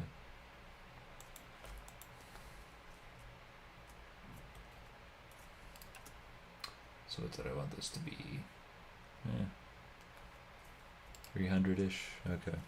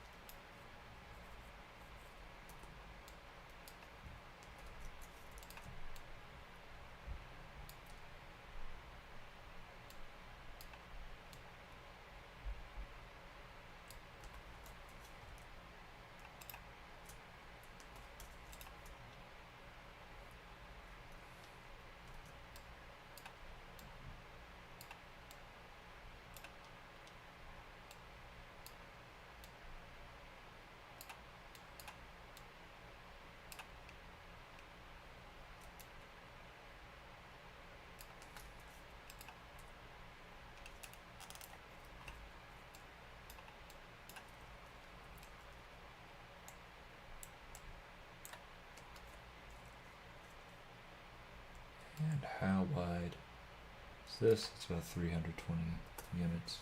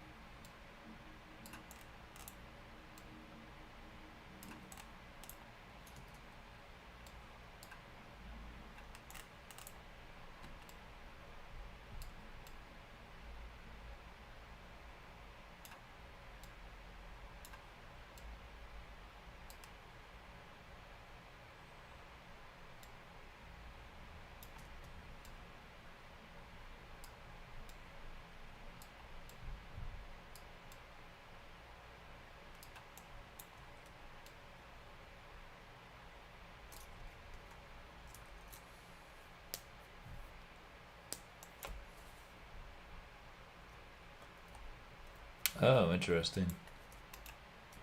Glad I caught that.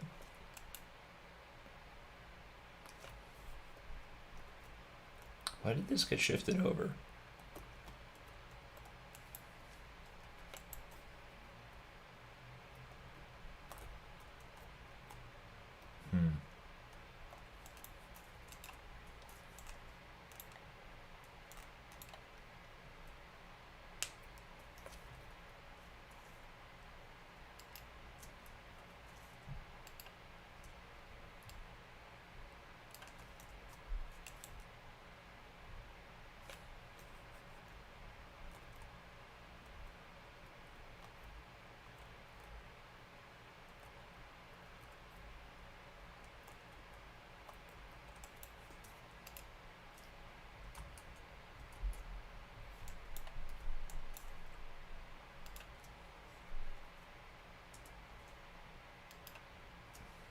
Come on.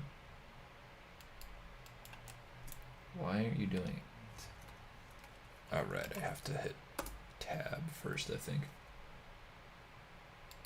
Yep.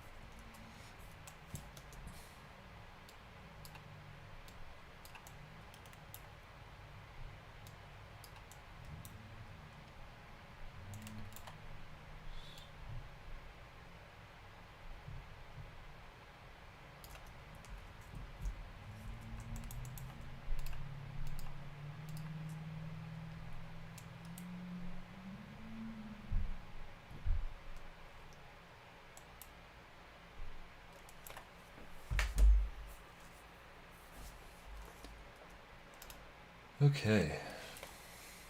Hmm.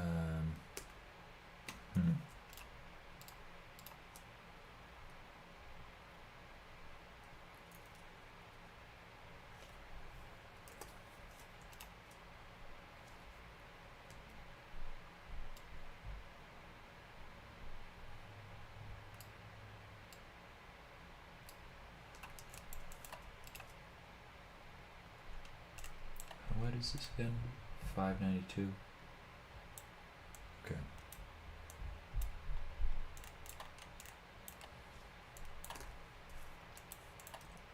Sorry, I can't really think of much to say this session. Very intently focusing on this.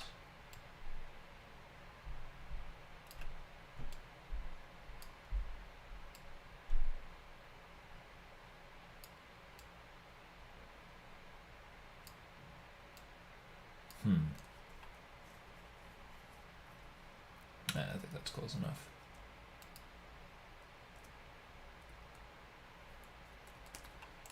And altogether, how wide is this? 1104.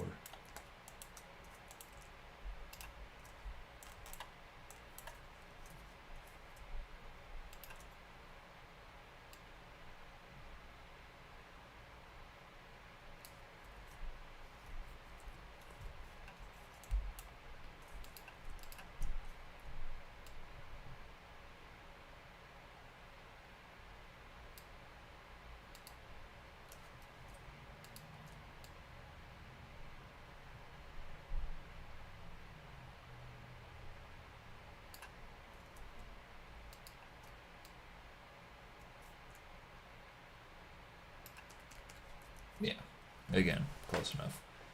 I'm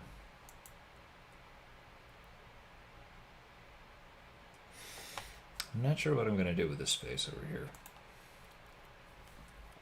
Like this one on the other side.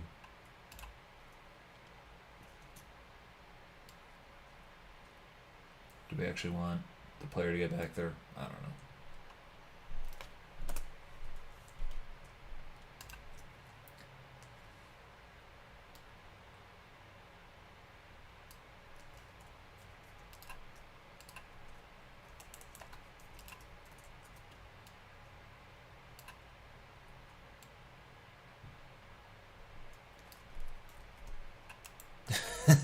Just gonna block that off for now, I think.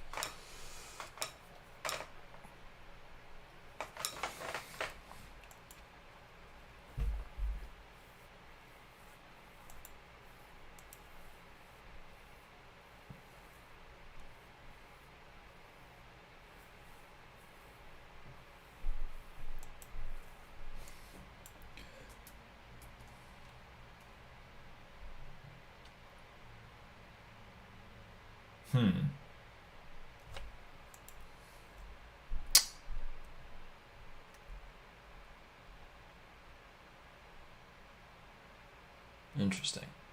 This sort of relates to. Um,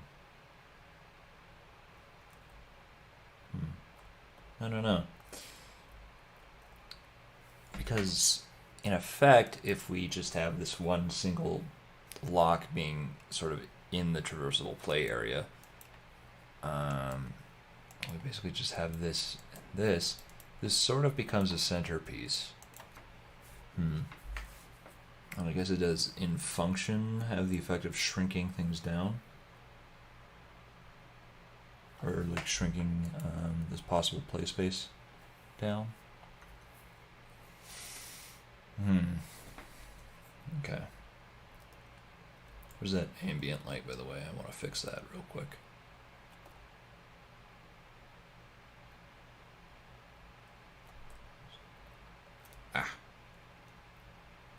Here we are.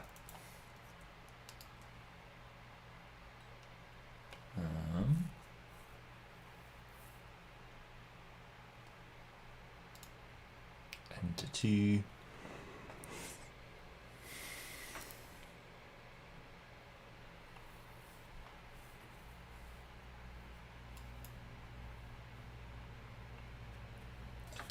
Oh my god. So yeah, this looks like it's about twice as bright as it needs to be.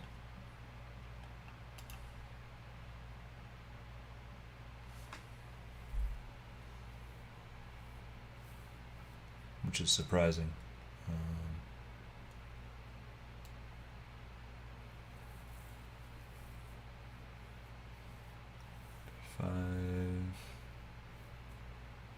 Yeah. Given that this is an aquatic map, a little more blue would, I think, be beneficial, and probably reduce the red.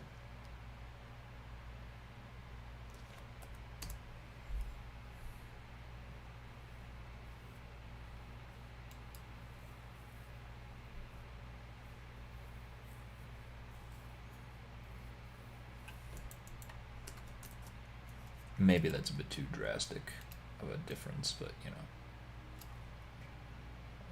6.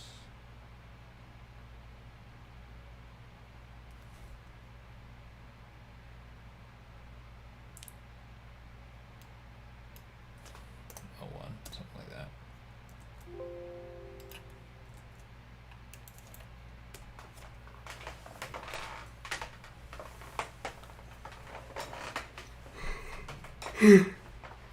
Pardon me.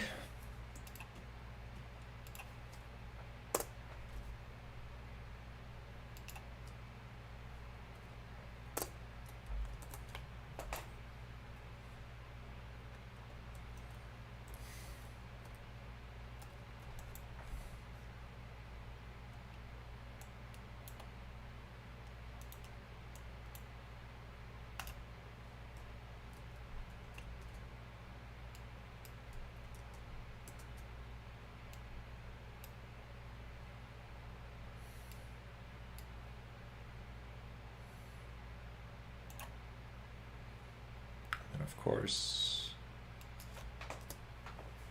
not to match the ambient.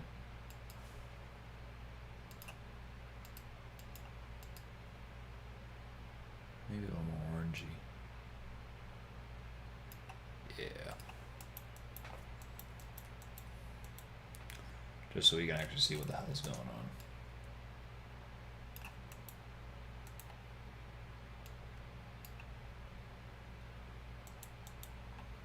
And maybe stick one under here.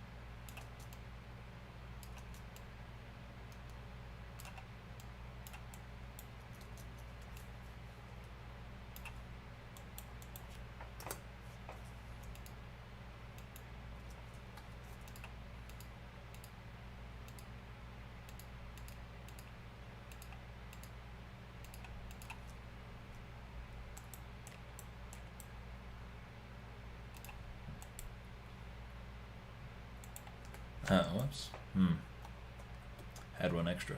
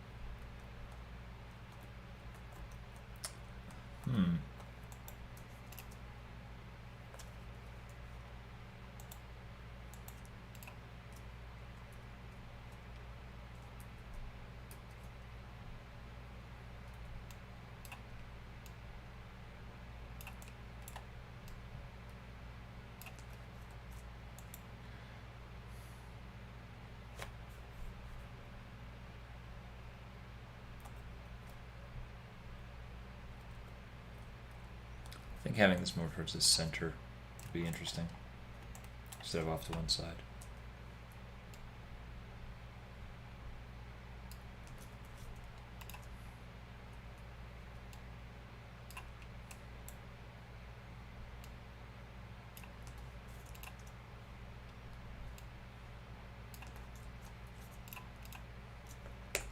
Indeed, let's line up.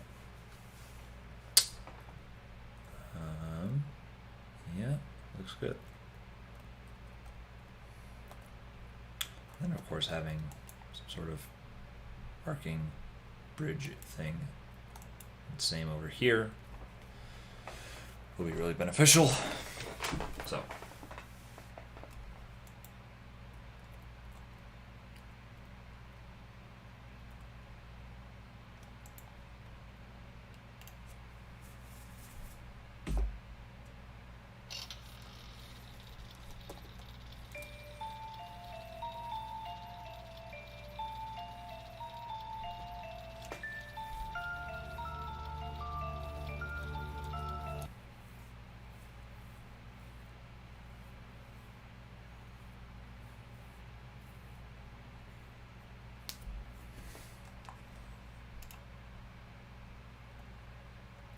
Well, it's certainly darker.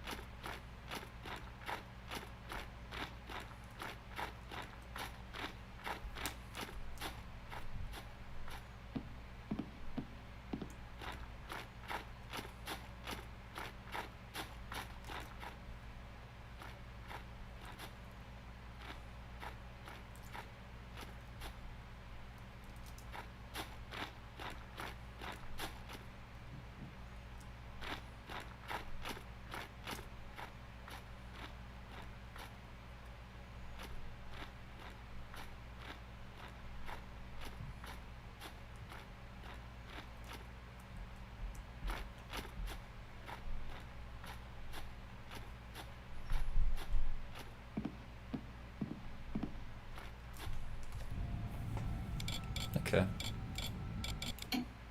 No, not credits.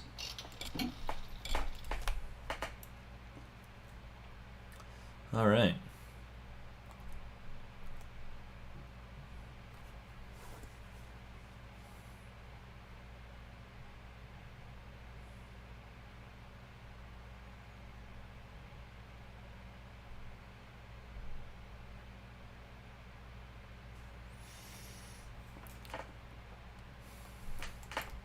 Something that just occurred to me. Maybe we should have a 128 unit wide slice here, and then sort of raise this interior bit up just like 16 units or something, really small. To actually get this feeling of a contiguous walkway along the canal.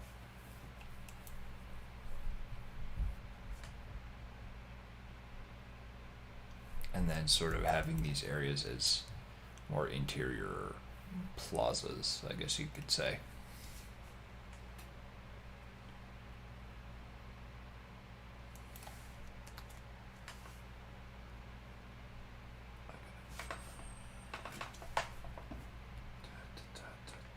All right.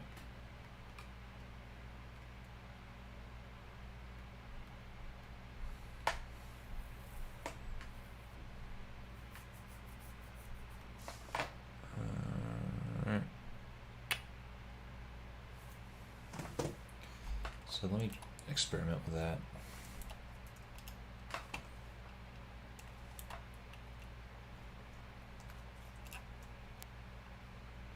Yeah, that's 192 wide. Which is good. Gosh. It's X, right?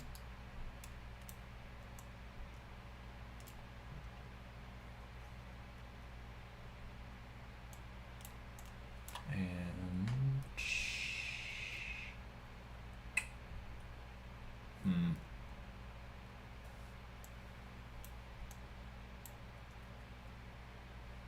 one, two, three. It's one square shy of 3 grid lines down. Okay, awesome. We'll lower this.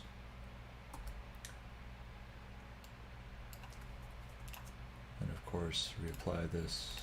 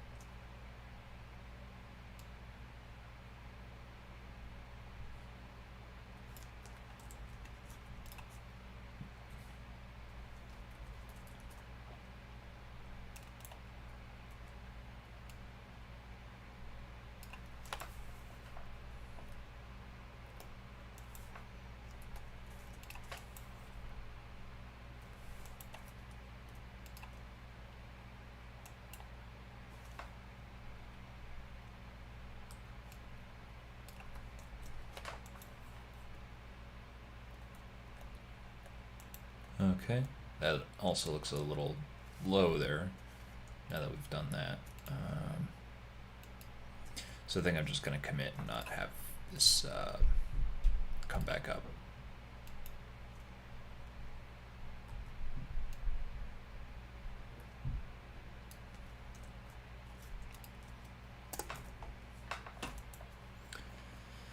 Which is sad because it's just kind of flat and, you know, boring.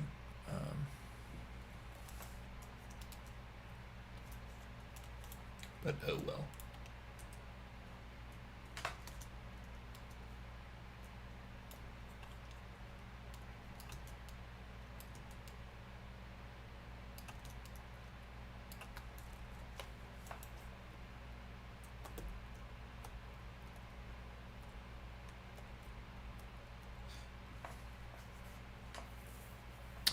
Also, I don't know, maybe if we have this split up, so that we have this sort of 3-tier thing going on. Maybe that'd be interesting.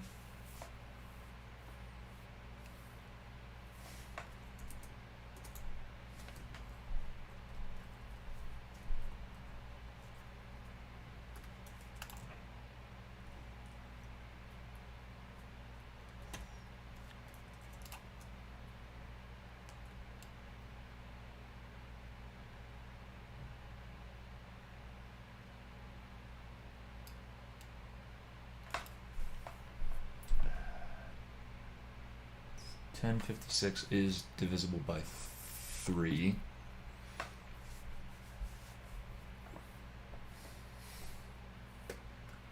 That's 900 plus 156.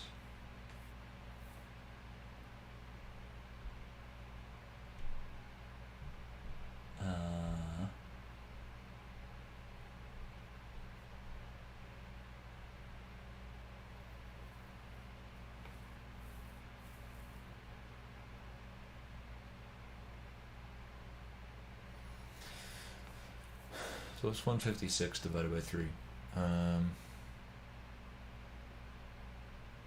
Oh, that'd be 52. So 352. Like that. Actually, I have this stick out a bit so I can delete it easier later.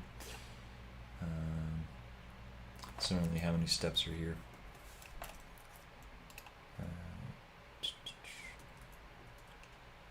1, 2, 3, 4, 5, 6, 7, 8, 9, 10, 11, 12, 13, 14, 15. Shit.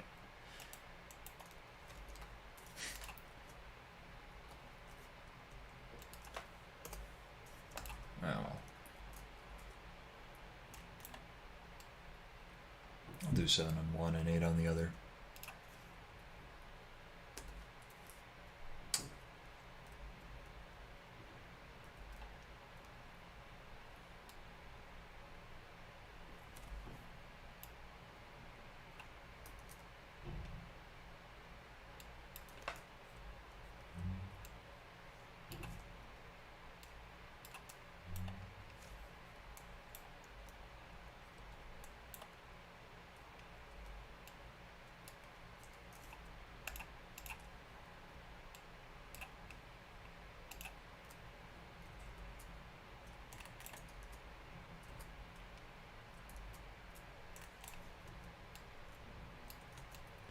Three, 4, 5, 6, 7 here.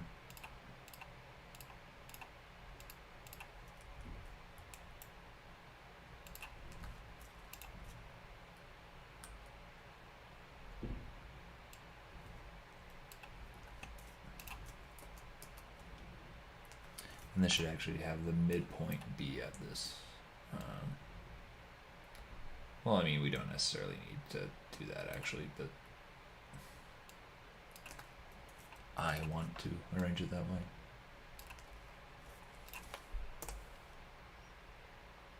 Oh, I should actually move this over here now to come out from this end.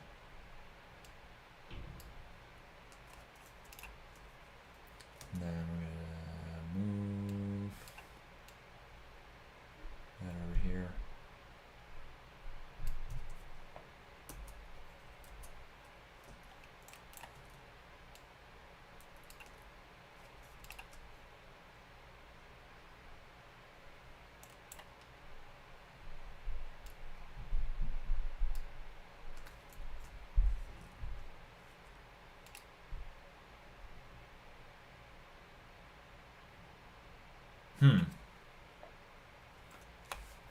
Oh, hey Matt.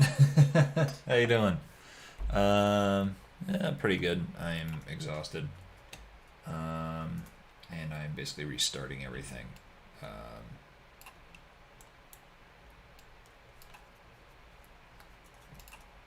Sorry, how long were you waiting? I didn't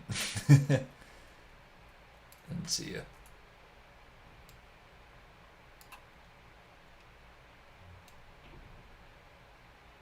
Nice. Okay.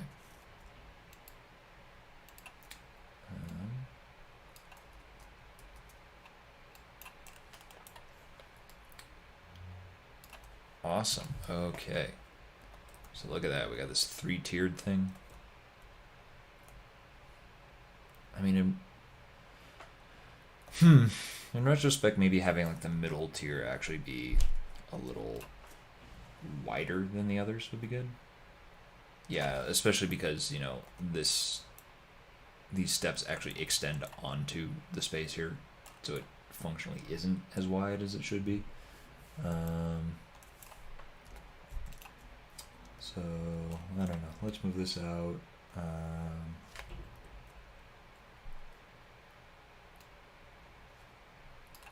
64 units. Oh, whoops.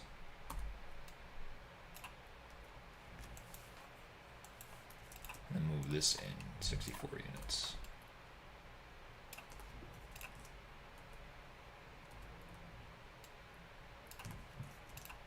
And then, of course, I have to extend this to help that.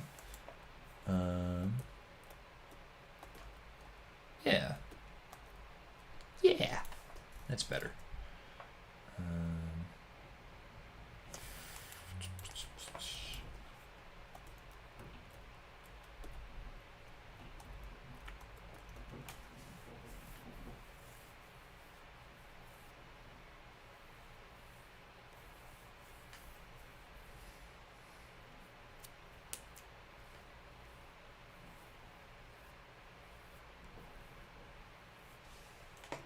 Yeah, so the player can come around here.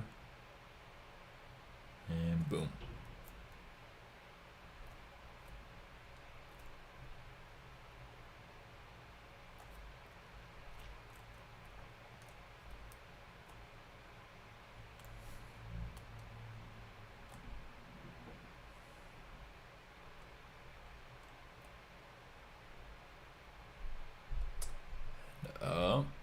Yeah.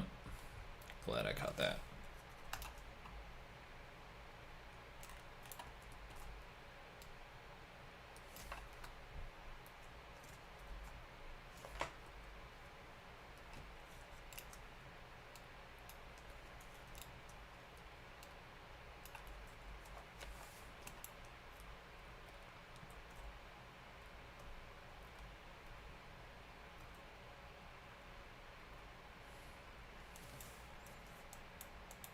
Of course, having some sort of step along here somewhere would be good. It's probably going to be defined more by like what entries we define for this space. So putting up like a couple walls here. By the way, Matt, free Hunzi.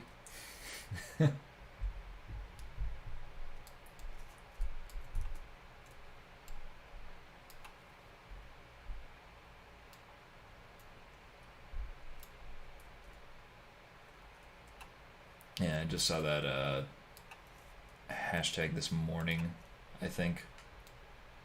And I thought it was really funny. But also, you know, is very necessary, regrettably.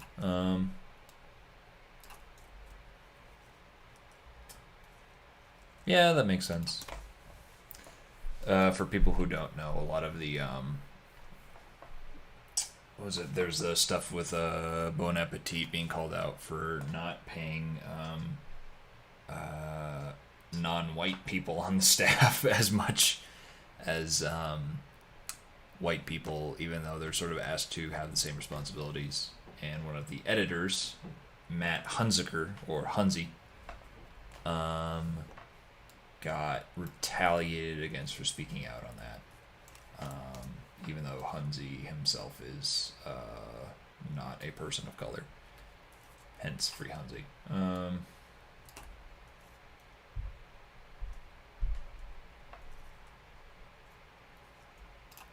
Let's actually get some better stone. Yeah, that's fine.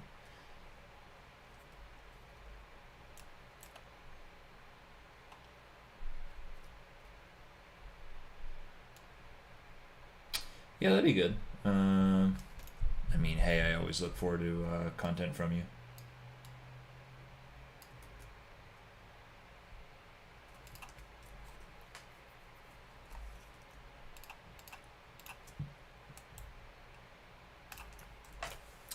Yeah, so something like that. I'm a little worried that this won't be high enough for a wall, or it won't feel high enough. But whatever. Um,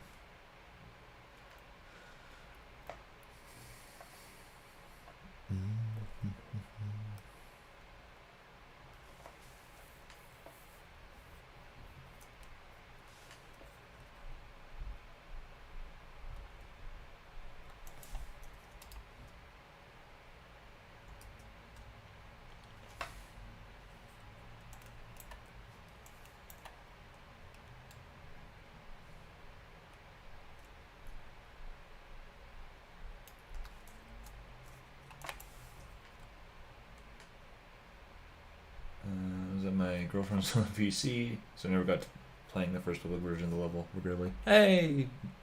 No problem. What was the feedback? Why the restart? Well, I've been thinking about a restart for a while. The feedback, literally no one filled out the survey.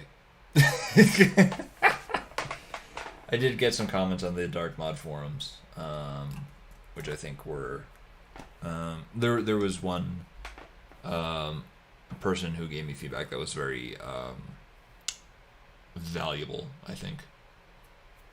So yeah, I want to take their advice on stuff. I'm also wondering if maybe it might be fun to have this not just sort of separated off by a bridge, but actually have like a part of a building actually just cover this, so we get this sort of corner area that's like completely enshrouded, you know? Yeah, let's try it. Play around. Play around. I don't know what I'm singing. You know what? It's like Lay It Down by Rat. But it's me saying something stupid. Play around.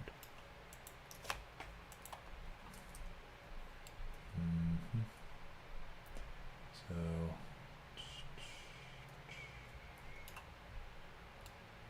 boom. And that is gonna be pretty easy to seal off, let me tell you.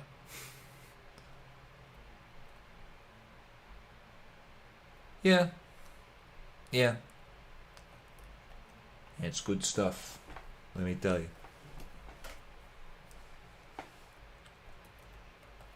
Hey, paisan. If I stream long enough, I go delirious and I start acting like Dennis.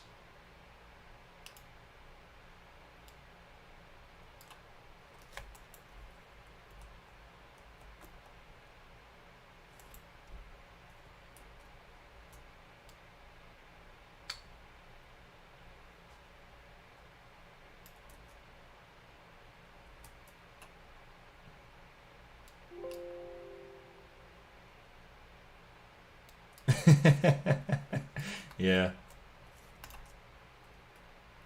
Okay, so just pretend this is like a sky bridge.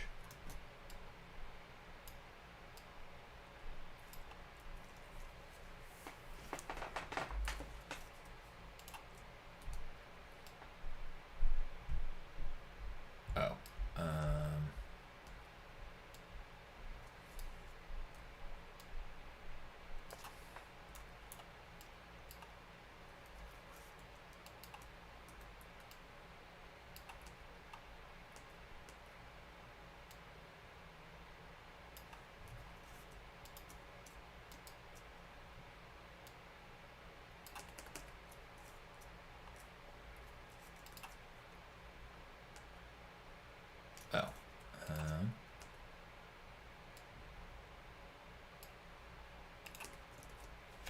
Yeah.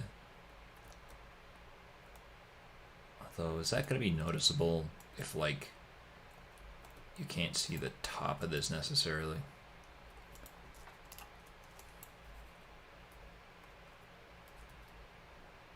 Probably not. Not gonna sweat it.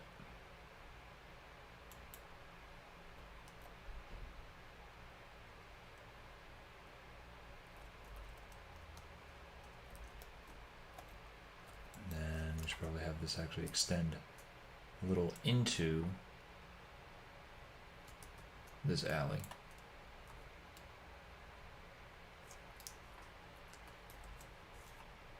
So we can get a better seal here.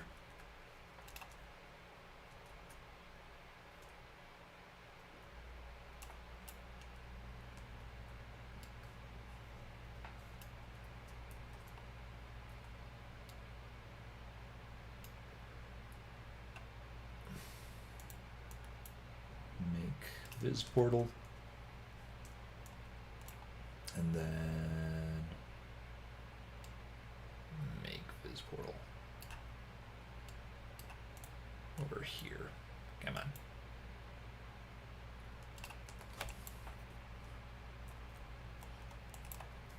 Oh, actually move that out.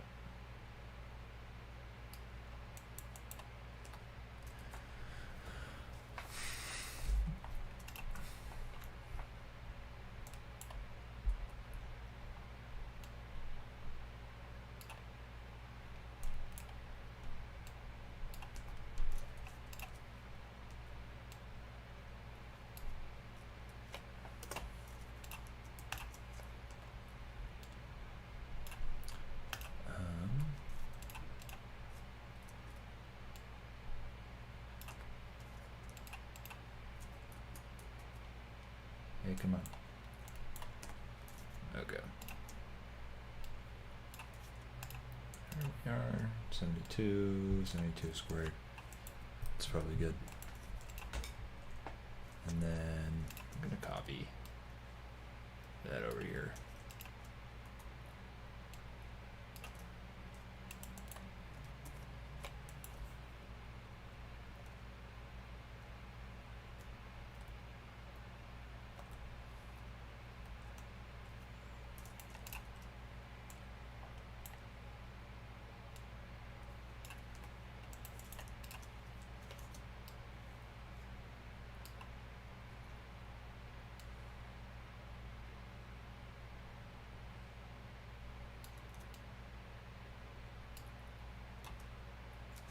Oh, whoops.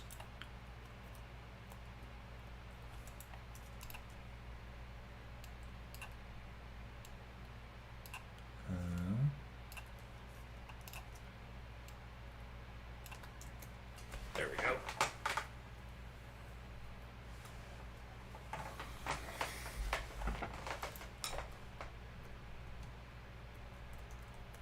Yeah, so I have an interior space kind of like this.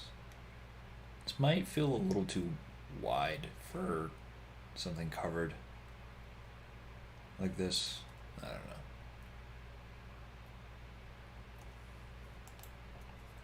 Oh, and then of course we actually have to put a portal here to help.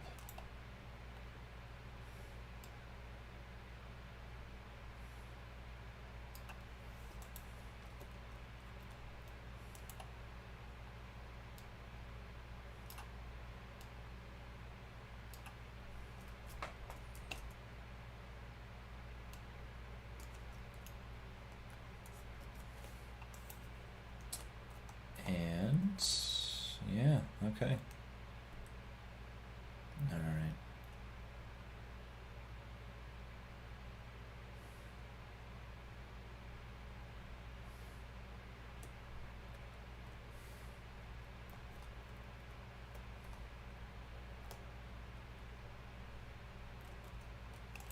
And then just maybe pop this out even a bit more for a clearer delineation.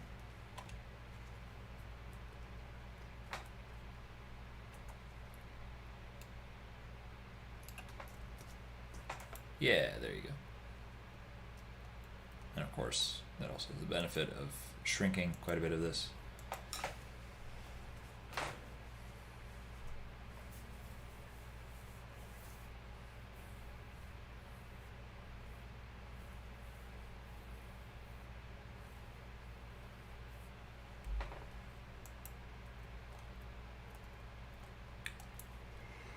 Excuse me. All right. I think I'm gonna compile this, play around, and then maybe knock off a few minutes early.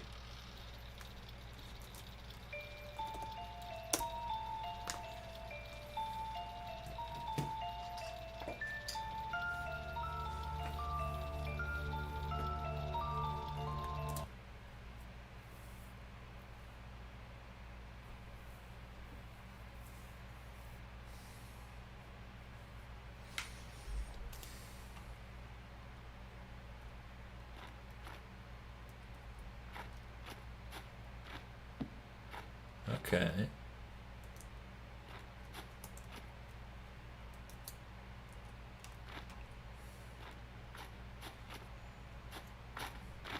Interesting.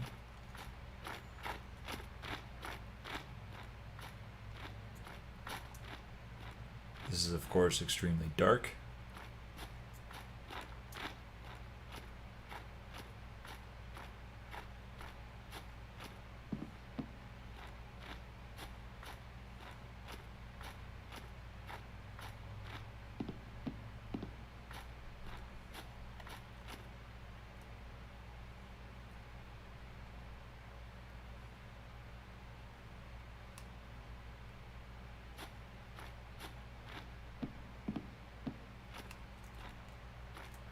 It's tough to get a sense here as well. Put a couple more lights in here. You know, something just occurred to me. There's probably a discrete value for the brightness of a light that corresponds to the light level on the player's light gem. So I could probably figure out what those are and literally mathematically calculate the difficulty in certain areas depending on the brightness. That would be interesting. Something worth pursuing, perhaps. Let's put this up against here so we get some bounce off the walls there.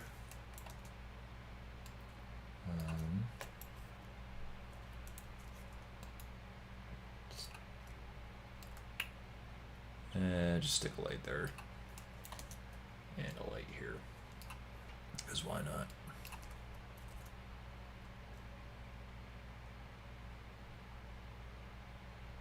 So we can actually get a better read on these things.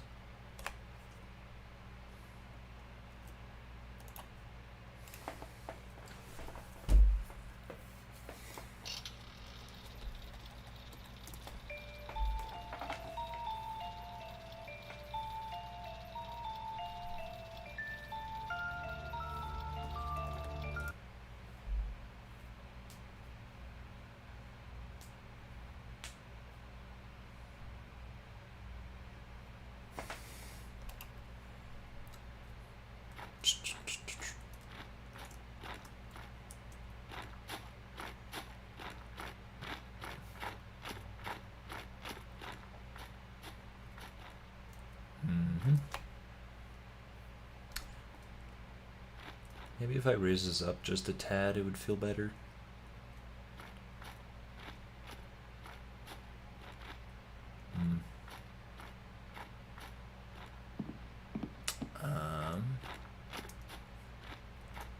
The light I put here. Oh, whoops. I'm dumb. I literally put it inside the thing.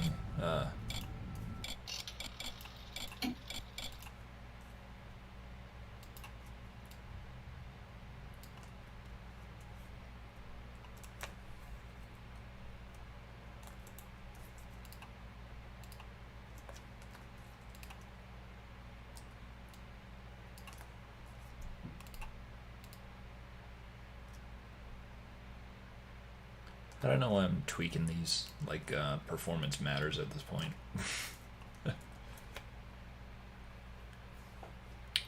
Mm-hmm.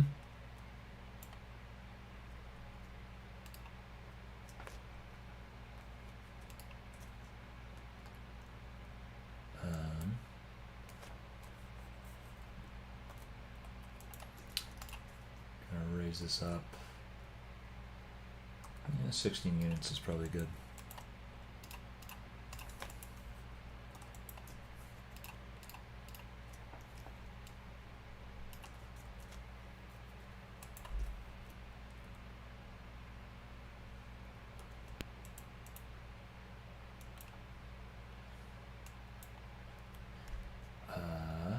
Yeah.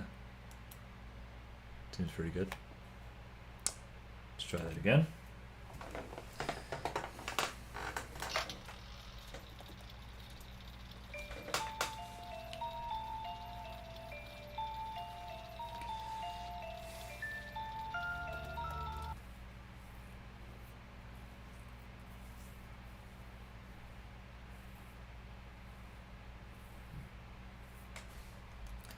Yeah, buddy.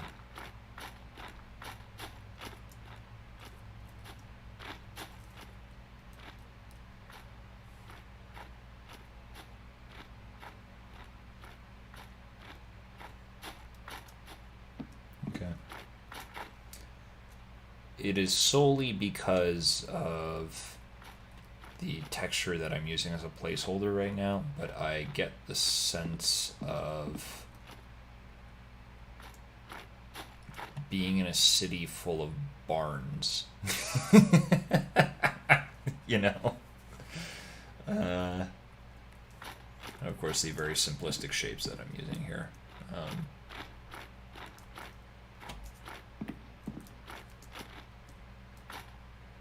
Yeah. No, this feels alright. And then, of course, our show portals 1. I'm into it.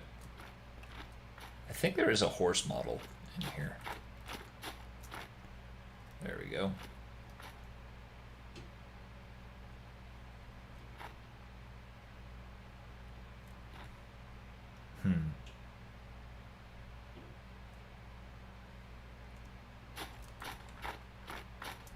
Yep, it's all good.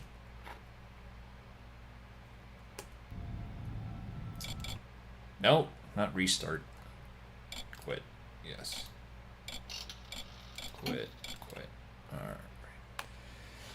Okay, well, I think I'm gonna call it there. Sorry, this may have been a more boring, low energy stream, but yeah. Hopefully I'll be able to kick it up next week. Alright, so thank you guys so much for tuning in, and I will see you next Sunday. Bye.